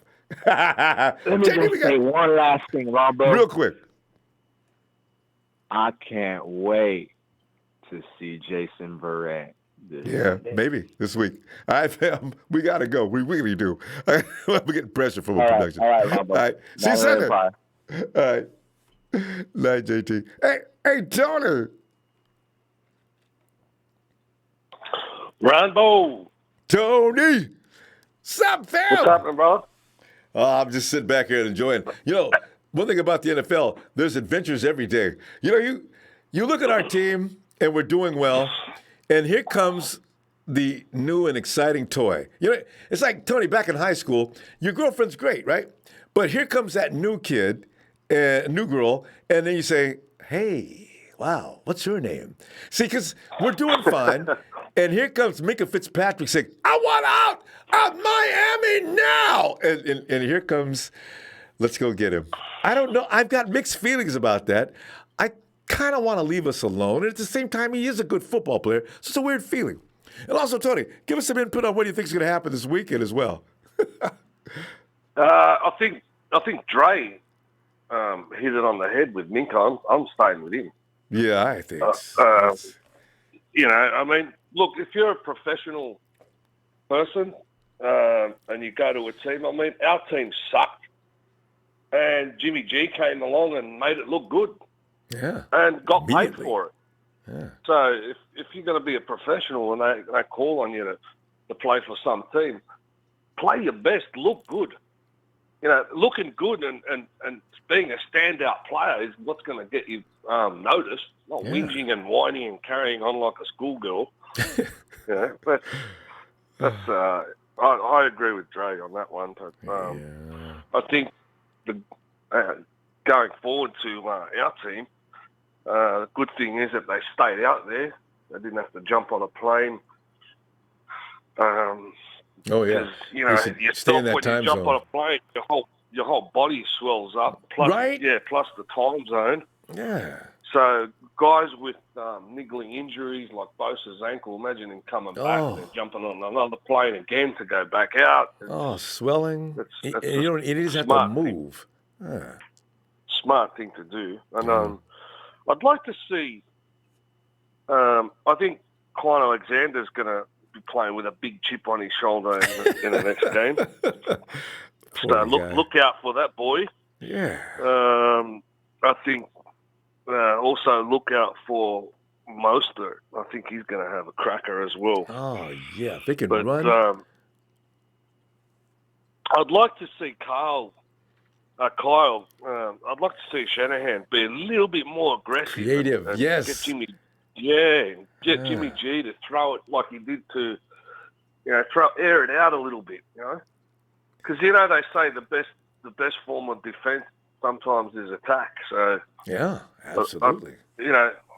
All right, they were a little bit tentative. That game one got the rust blown off, but I think if we just make incremental improvements with every game, they don't have to be huge, but just keep improving every game. By the end of the season, I think we'll be a pretty big force to be reckoned with. I mean, our D lines by week 8, Tony, just start getting used to doing things, doing those.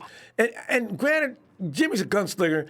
He's going to get picked off on occasion, but people don't need to overreact to that. Let him do what he does. He's got to stay that way. That's how you're going to win games, because he's going to make those throws that the game check guy or the game manager is going to do. I don't want that. We're not going to win like that either. So let him be Jimmy. Make that throw. Yeah, let him be Jimmy. Let him be the Jimmy he was. In 2017. Trev had a discussion with you last year or whatever, and he was saying, don't fix it if it ain't broke.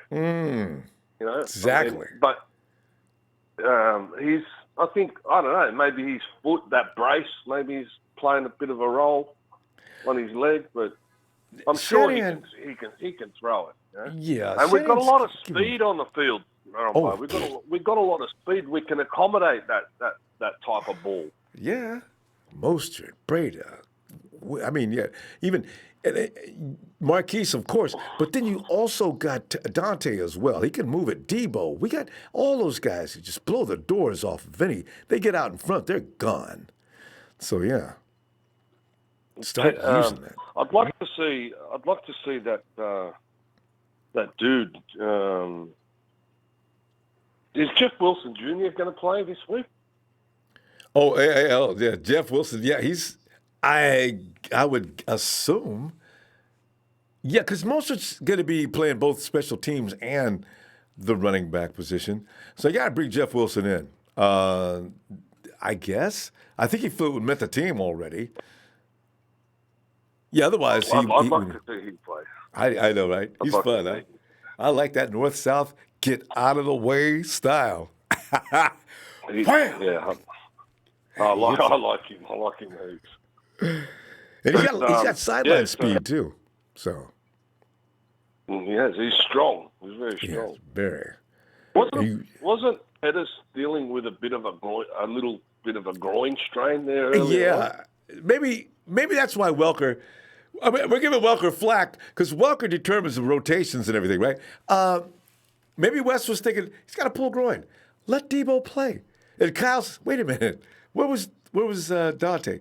You know, Tony. I got to tell you though, between you and I, why did Kyle wait till the end of the game to look for him? Next day, hey, what happened to Dante? Kyle, you weren't worried about Dante during the course of the game. Don't ask about him now. I'm watching the game now. I'm watching it again now as I'm speaking to you. And Kyle in this game, I liked him because he's aggressive. He was pissed off. That's what I want to see from him. I want him to. Last year was a little bit blasé. This year, this first game, he's got the game face on. Yeah. But we were also whinging about last year about having an early bye week, but I think that's going to play into our hands because these guys like Bosa and that have just got those niggling little injuries. Yeah. I think it's going to be good for us because it'll give them enough rest to recover a little bit better too. I think that early bye week is going to be good for us. Perfect timing this year, but normally you need that later on in the year. Hey, Tony, we're going to have to go. Let me get your score on this game. I'm going to say 28-14. All right, there you go. Tony, that's as close to my score. We're thinking about the same. All right. Yeah, all right, I Tony. think it's going to be a tough game, but we should win it. Yeah, they don't have enough I want to firepower. see a bit. I want to see those. I want to see the speedsters. I want to see Jimmy G air out the ball a little bit more. I do too. All right. Hey, Turk. I'm getting pressure. All right, brother. We're going to see you Thank you see you very much. Sunday. All right. All right, brother. Thank you. A good day, should I say. Okay. Hey, Nighthawk. What's going on, Rambo? Nighthawk, you know, man, just sitting there getting ready for the game, doing like we do, looking at what's going to be possible and what's going to be not possible. So, yeah, I tell you, Nighthawk, the Bengals, they don't look scary, but this is the kind of game you got to be careful. You know, they call it a trap game. You're walking it. Oh, please. Somebody already jumping on the bandwagon. Yeah. So, the They 49ers. already, this guy, he comes in morning time. It's called football in the morning. He comes, what's that guy? You mean Good Morning Football with Nate Burleson all of a sudden is changing his tune? Is that what you're talking about? Yeah. I'm looking at him. He said, I apologize to all the 49ers fans. I gave him props on that. Because you know what? I'm one of the thousands that attack him immediately as soon as he does that. So I said, Nate, you blew my time, man. I was going to come to you around game 4 and blow your page up. And here you come giving us respect all of a sudden. What's up with that? Gosh. All right. Thank you. He said, I apologize. He said, they shocked me with the defense. And he was talking about, like, he was saying that the defense is different. It's not like it was before. He said, I was wrong. Yeah. That's the best thing he said right there. I was wrong. Good, Nate. You know, you didn't even Nighthawk, he just decided that the big brothers of the division, the Rams and the Hawks, was just going to be unbeatable, and the 49ers need to confront Big Brother before they start talking about any. Oh, Nate. Oh, the Hawks ain't all that. They look okay, but they're no dominating force anymore. I knew they were going to wake up. See, I knew they were going to wake up. Yeah, you're right. He's got the 49er cap on. You see that cap on his head? Yeah. But like I said, I mean, that's what they get. He said, I didn't mean to put them down like that. He's got a lot of pressure he's felt a lot of pressure for the 49er fans, but we've been attacking him in huge numbers. And you remember that? Did you ever see that show 2, 3, 4 weeks ago? 49ers, I don't be hating on y'all, man. I'm just saying. And then he goes on to say something nasty, you know? But then he said when he saw that game, he said the defense is not the same. I was wrong. Well, that's what happens when you add new personnel, Nate. That's just so stupid. He should know better. I mean, maybe he didn't know about Bosa, whether it's because Bosa is a rookie, and maybe he didn't know. That defense, they set a record for interception. Well, for the 49ers for a long time haven't had maybe that, but But he should have known. As soon as you got D Ford and Buckner together, that was going to be a problem. I mean, they're double teaming Buckner. They got a tight end out there and a tackle trying to deal with D Ford. And he runs past both of them. Yeah. And they have two good cornerbacks. Yeah, we do now. If anybody's, how do you feel about Akello Witherspoon, Nighthawk? You see what he did? You know what? I got respect for him now. I think he's going to be okay. His confidence back up again. I got respect for him. He did his thing. He got that interception right for the touchdown. And he played good defense all game long. He made a couple of plays that he probably wants back, but for the most part, he was solid. I mean, Mike Evans is a Pro Bowl receiver. Spoon shut him down. The players I was shocked about was Mr. Shulman. The interception or the flags? The interception from Mr. He just grabbed that ball. He had a good eye. Just grabbed Mr. Shulman. Just grabbed that ball and went on back into the end zone.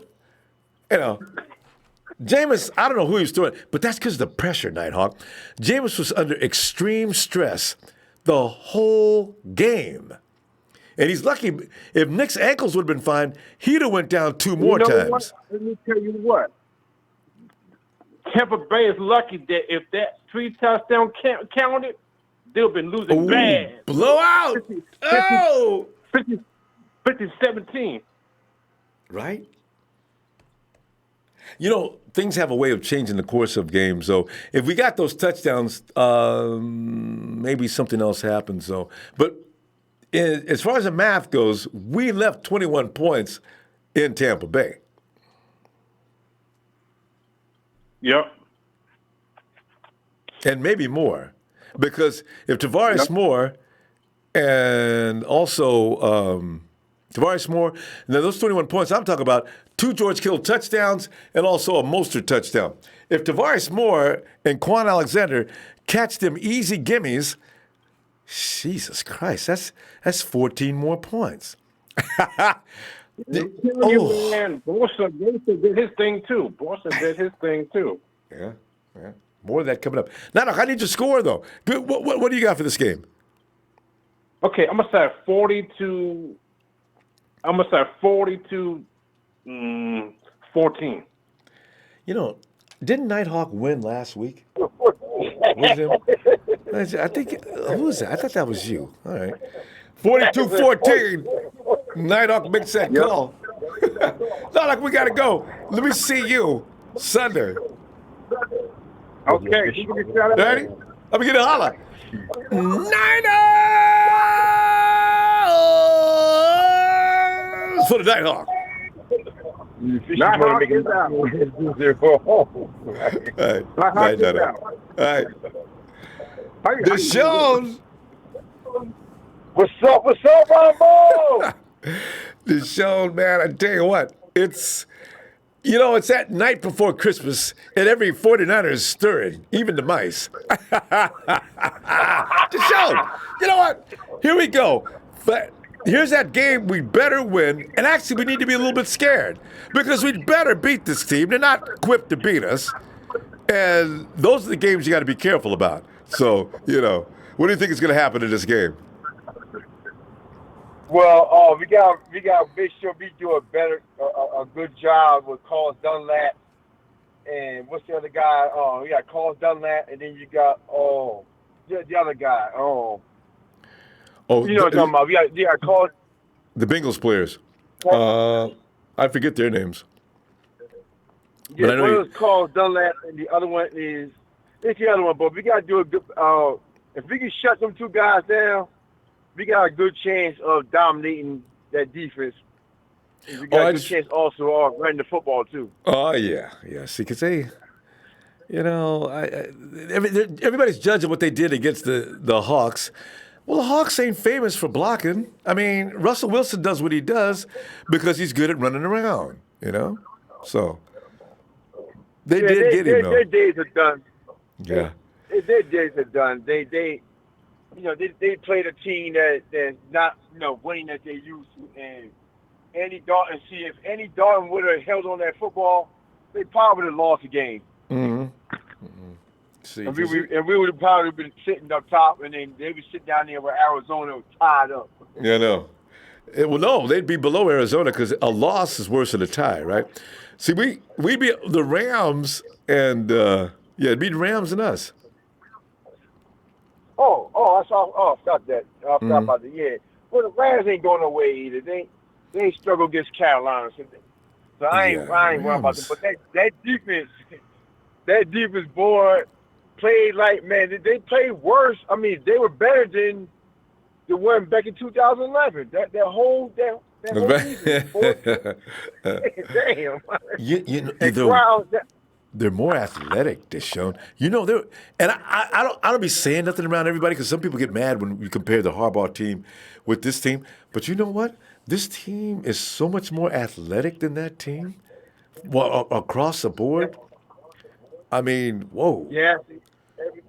I'm telling you, every position, Ronbo, you got D Ford, you got Bosa, speed, you got Butler in the middle, Armstead. And remember, Armstead is an edge rusher, too. Ron Alexander, you got Fred Warner and Drake Greenlaw. Well, shit. the linebackers, Willis and Bowman probably can't be compared to just yet, but that front line, the Cowboys are legendary, but after that, we got guys to compare now. Especially for now you got football. Yeah, but you got also you got the backups too. Julian Taylor, DJ Jones, and Sheldon. Oh Day. yeah. And The bench is way better. They may have a good day too. Yeah, I think Sheldon Day gonna have a good day in this game. Maybe, yeah. Yeah, because Trent Baalke did not believe in picking up no second stringers. You either real good or real bad, and they hope you don't get put in.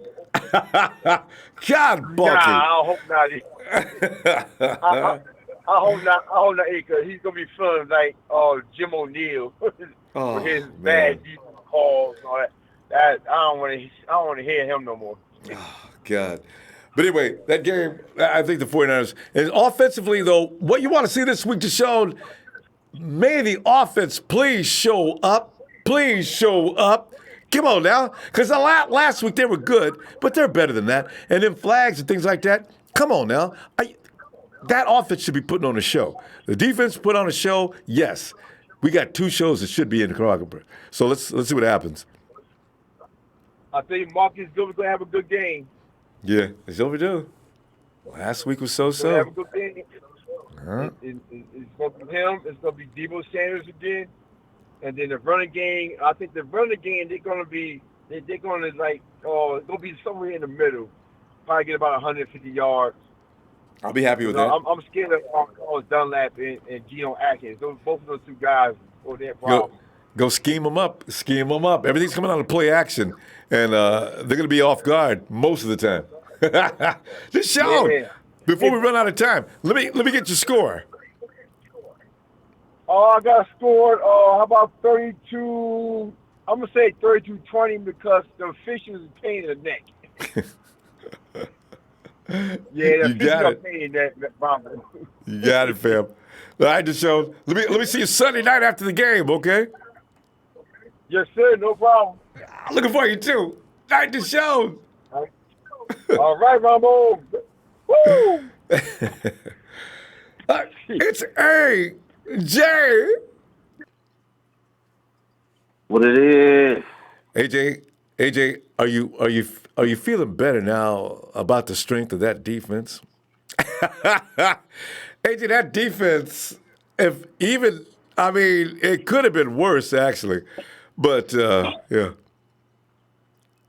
Well, I was really looking at the other teams. My team, the Niners, they still got some work to do. That's all. Yeah, they definitely do. They got some work to do.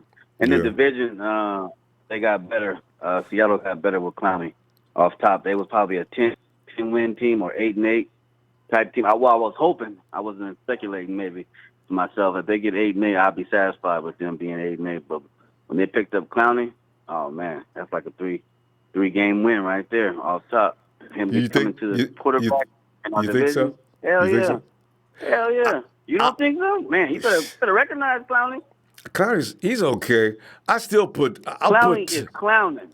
He's okay. He's good. All right, but you know what? So Ever since I seen him he got pancaked last year by a rookie, I sort of took him off my list of. Yeah. It can happen. I mean, hey, anybody can get it on any Sunday. If he get pancaked once, I guarantee he ain't gonna try to let that same person he gonna let that person do it again. But I tell you all what, I'm saying is we got a lot of injuries. I take D Ford over Clowney all day. You think? Okay. I wouldn't doubt that. D Ford is the starter in our division. For our squad. But you know what's crazy? What's that? We got Ward hurt. Bosa always hurt. We need to cancel some of this shit, man. Like whip it up. Quit playing in the kitchen. But check cancel some of that. But check it. Bosa may be hurt, but the rest of the NFL better be glad he is. Let me finish. The rest of the NFL need to be glad he is. He's still dangerous, even with a bad ankle. Okay, what about Ward? They should have got rid of him. Well, he's I don't know. Jimmy's a good football player, but he does run into accidents a lot. We got Tavares taking that spot. I got a feeling Tavares is going to take over that spot, and Jimmy will be the backup. Oh, that's good to hear then. I'll take him as a backup, not as a starter. He's that's fact. He's just not a starter. He's a backup. He got glass all in his. He's a good player, though. It's unfortunate he can't stay healthy.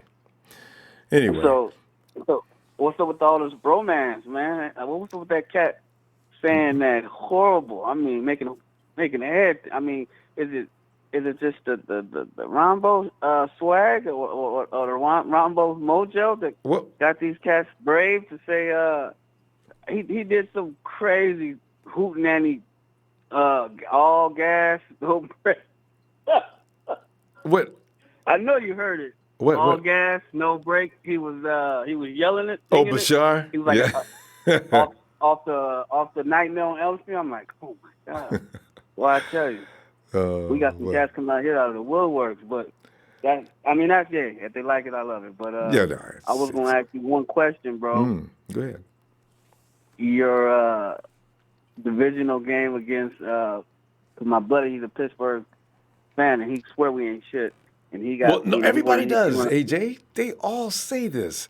We'd have to win about 7-8 games before people stop saying that. I really do. Even the networks, they talk about how great the Raiders are. It's good to see the Raiders do this, and we expect them to be back this year. Nobody says anything about the 49ers.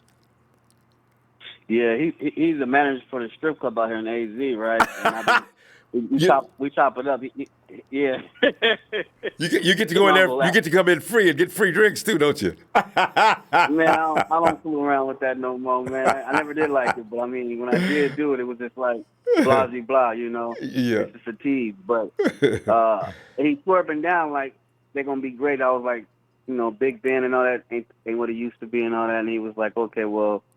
He swears that their team is going to go. I think he said 11 and what was the prediction? I think 11-5 or. Steelers going 11-5, something like that. Well, they got one of them 5 already. Okay. God, they got. So you saying we're going? I want us to spank him when I come to his job, or come see him outside of his job. I can really hand him his hat. You know what I'm talking about?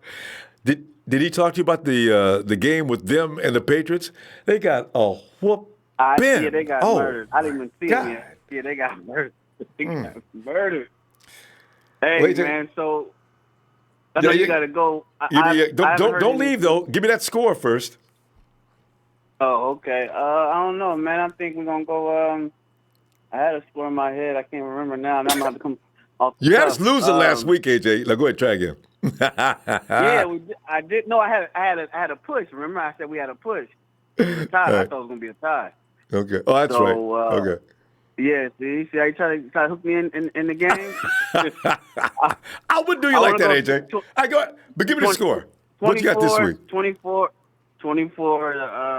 8. 49ers or Bengals? Have to ask you. Oh, Niners. Okay. Niners. Yeah. I'm gonna keep it 1,000 for sure. No, I know. So that's why I made sure I ain't gonna, what you meant. All right.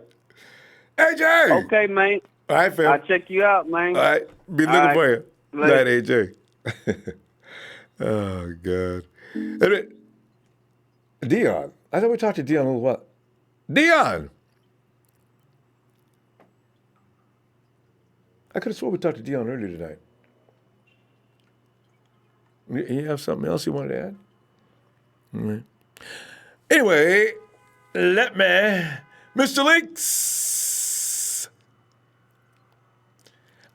Daniel Medina. You think Verrett starts? Daniel, I can answer that immediately. No. Akello has reestablished that position. I think 49ers stay with him. They ride that Akello train until it passes out. If he does another good game this week, it could be weird for Verrett from here on out. He may get in snaps, but they're not going to make Akello sit down because he's been around there for a while now, and they'd rather trust him than let Verrett learn. We'll see. He's not going to start, though. I can assure you that. Angela Dudley, I love you so. Thanks for the love. Jeff, Jeffrey's mom? Go Niners. Jeffrey's mom? Jeffrey's mom? Wilson? Could it be? Anyway, thank you, Angela.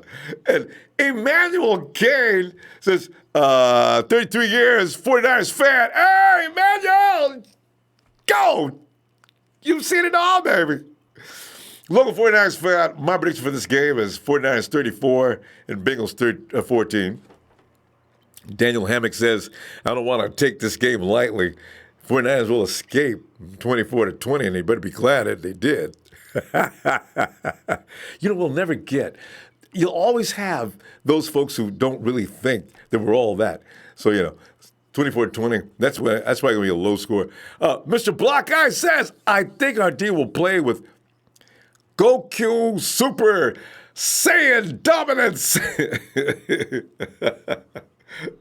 Get out the damn abilities and do your thing. Our wide receivers and Jimmy G will get it going. Kittle is the number one right now. And 28-10, 49ers got it. Mr. Block Ice, I like that. I like it. Sheik, Niners Way. He's changed his name. Sheik, Niners Way. I like that, Sheik. I like it a lot. He says, hey, couldn't call in, but my score is 24-16, 49ers. But, of course, and Zach Rotarius says, good night, faithful. Michigan East Coast time. Grab Minkah, do whatever it takes, then beat the Bengals 23-10. Yeah. And Ohio State for the win. I'm a diehard Bengals fan, but unfortunately, I have your 49ers beating my Bengals 24-17. Now, this has to be a first. I have never, the entire time we've been here, seen anybody post up from an opposing team, the 49ers beating their team. Interesting. All right, Ohio State, salute you, man. You can't get mad at a guy for going ahead and saying what he thinks, especially even in this light. Perry Howard says 34-17, Niners. Jay Anderson, what up, Ronbo and the Niners Empire? Repping the 804. And Adam Perry, I hate when people say we gave up 17. Our defense gave up 10 points, and Jimmy gave them 7. Yeah. We gave up 7. Yeah, I guess, I get divided up, huh? Okay. That's true. The defense didn't give up all those points, did they? I hadn't thought about that. And Anton, Speedy, and Elisa. 24-3 is my score. Niners will shut them out after they get an early field goal. I can see that. I don't want to see them move the ball easily on the 49ers any 1 point, though. It's time for the 49ers to put the chokehold on teams early. Bob Money's got 30-14 Niners. Jay Grant, I'm taking 27-20 Niners, but Bengals will score late, and so it won't be that close. And that 20 won't mean anything, right? Scoring in the fourth quarter, it's probably 27-3 all game long. Nick Mullins is in the game, and you just don't. Elias Lopez, we will beat the Bengals 31-17. All right. Brandon Long, 35 Niners, 10 Cincinnati. All right. Freddie Gonzalez, Niners 43. Oh, my God. Bengals get 3. Josh says 49ers 28, Bengals 24. Blessed Sinner Sent. You need to explain that someday when you get a chance. Niners 31, Bengals 24. 49ers and Rockets rider. San Francisco will 27, Cincy 10. Rick Jr. says, we ready for this win these Sunday? Go Niners. And go down at 999. Who is Verrett taking stats from? I read where Verrett could be incorporated in the game, special teams and things like that. Don't look for Verrett to get a whole lot of snaps unless Spoon is getting worn out by John Ross and whoever the other wide receiver is. Niners knock them cold. 49ers win 27 or 30 to the Bengals 6. Give yourself an option. I like that. Joseph Maris, 50-0. Oh! They have to close the stadium. Oh! Blessed Sinner said also. How do we get back there? Did he write it down twice? I think so. Okay. Russo's SF49er. Check out Russo. Click that name and get to his page. Get some fresh perspective as well. Russo says 99 Bengals 10. Russo is always real serious, but today he's being downright comical. Freddie Gonzalez. That is 43, Ben 3. I really could see a blowout going there. I don't see how Andy Dalton's going to sit back there and be too stiff. Noah 49ers, 49-0. Here come them great scores. I love it. Josh says 49ers 28, Bengals 24. Josh says it's going to be close. Callie and Jason Long 20-0. That's 3 shutouts now. Is that 4 or 3? Callie and Jason Long 20-0 Niners. Vinny in the LOC 916. Jimmy G 24/28. 401-yard game.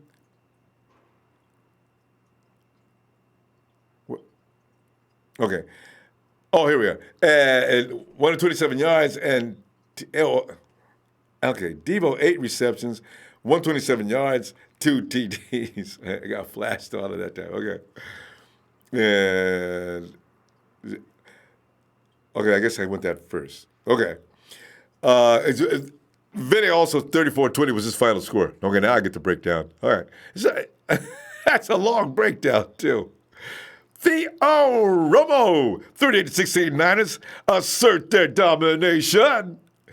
Jimmy G, 49ers win 31. So I say Jim G, 49ers 30-21. And Yosef El Bebe comes in a quick late score, 28-17 Niners. And Jay Anderson's got 27-14 Niners over Bengals as well. All right. And his name is I Am the Bleep Man. Bengals 47-13. I got to give him credit on the name, too. Brandon Thomas is 33-23 Niners. Oh, God. Did Bob Money ask about how many rings the Bengals have? That's hilarious. Harvey Huegas, shout out from Not Empire, Utah Division. Yes. Jose Lara says 34-14 Niners. Kofefe Coffee, Jimmy G 300-yard day, 4 TDs, 37-10 Niners. And Chad Garris has got 27-14. I imagine he must be Niners. I know Chad, he doesn't indicate who, though, but I can figure it's Niners. Down X Bengals 47, Niners 3. What I like about when we do this, we always get the opposing team to come on over and give us grief. Now, we're never going to hear from Real Talk Perez, mainly because he couldn't talk any real talk. But when you do see him, wave. Perez, what you doing, man? We're still thinking about you here. You and Rudy and a list of others. Fam, I'm going to go ahead and slide on out of here. And I can't wait to see you. I'll be in your face, at your place, like you know I like to do during the game. We're sitting back and talking crazy, watching the game, losing mind, going through emotional stress like it never could be done. Well, I mean, I feel, you know how you're driving in traffic and the stress is working you? You get 3 times that kind of stress watching the 49ers. That last week was crazy. Every time you got a flag, you want to just throw and hit that. I mean, you don't want to shoot the ref. You want to hit him with throw a whole hand grenade where he's standing. What's wrong with you? So I'll see you game time. Fam, please don't forget to hit that like. I can't wait to see you Sunday. Game time. Yeah. Niners.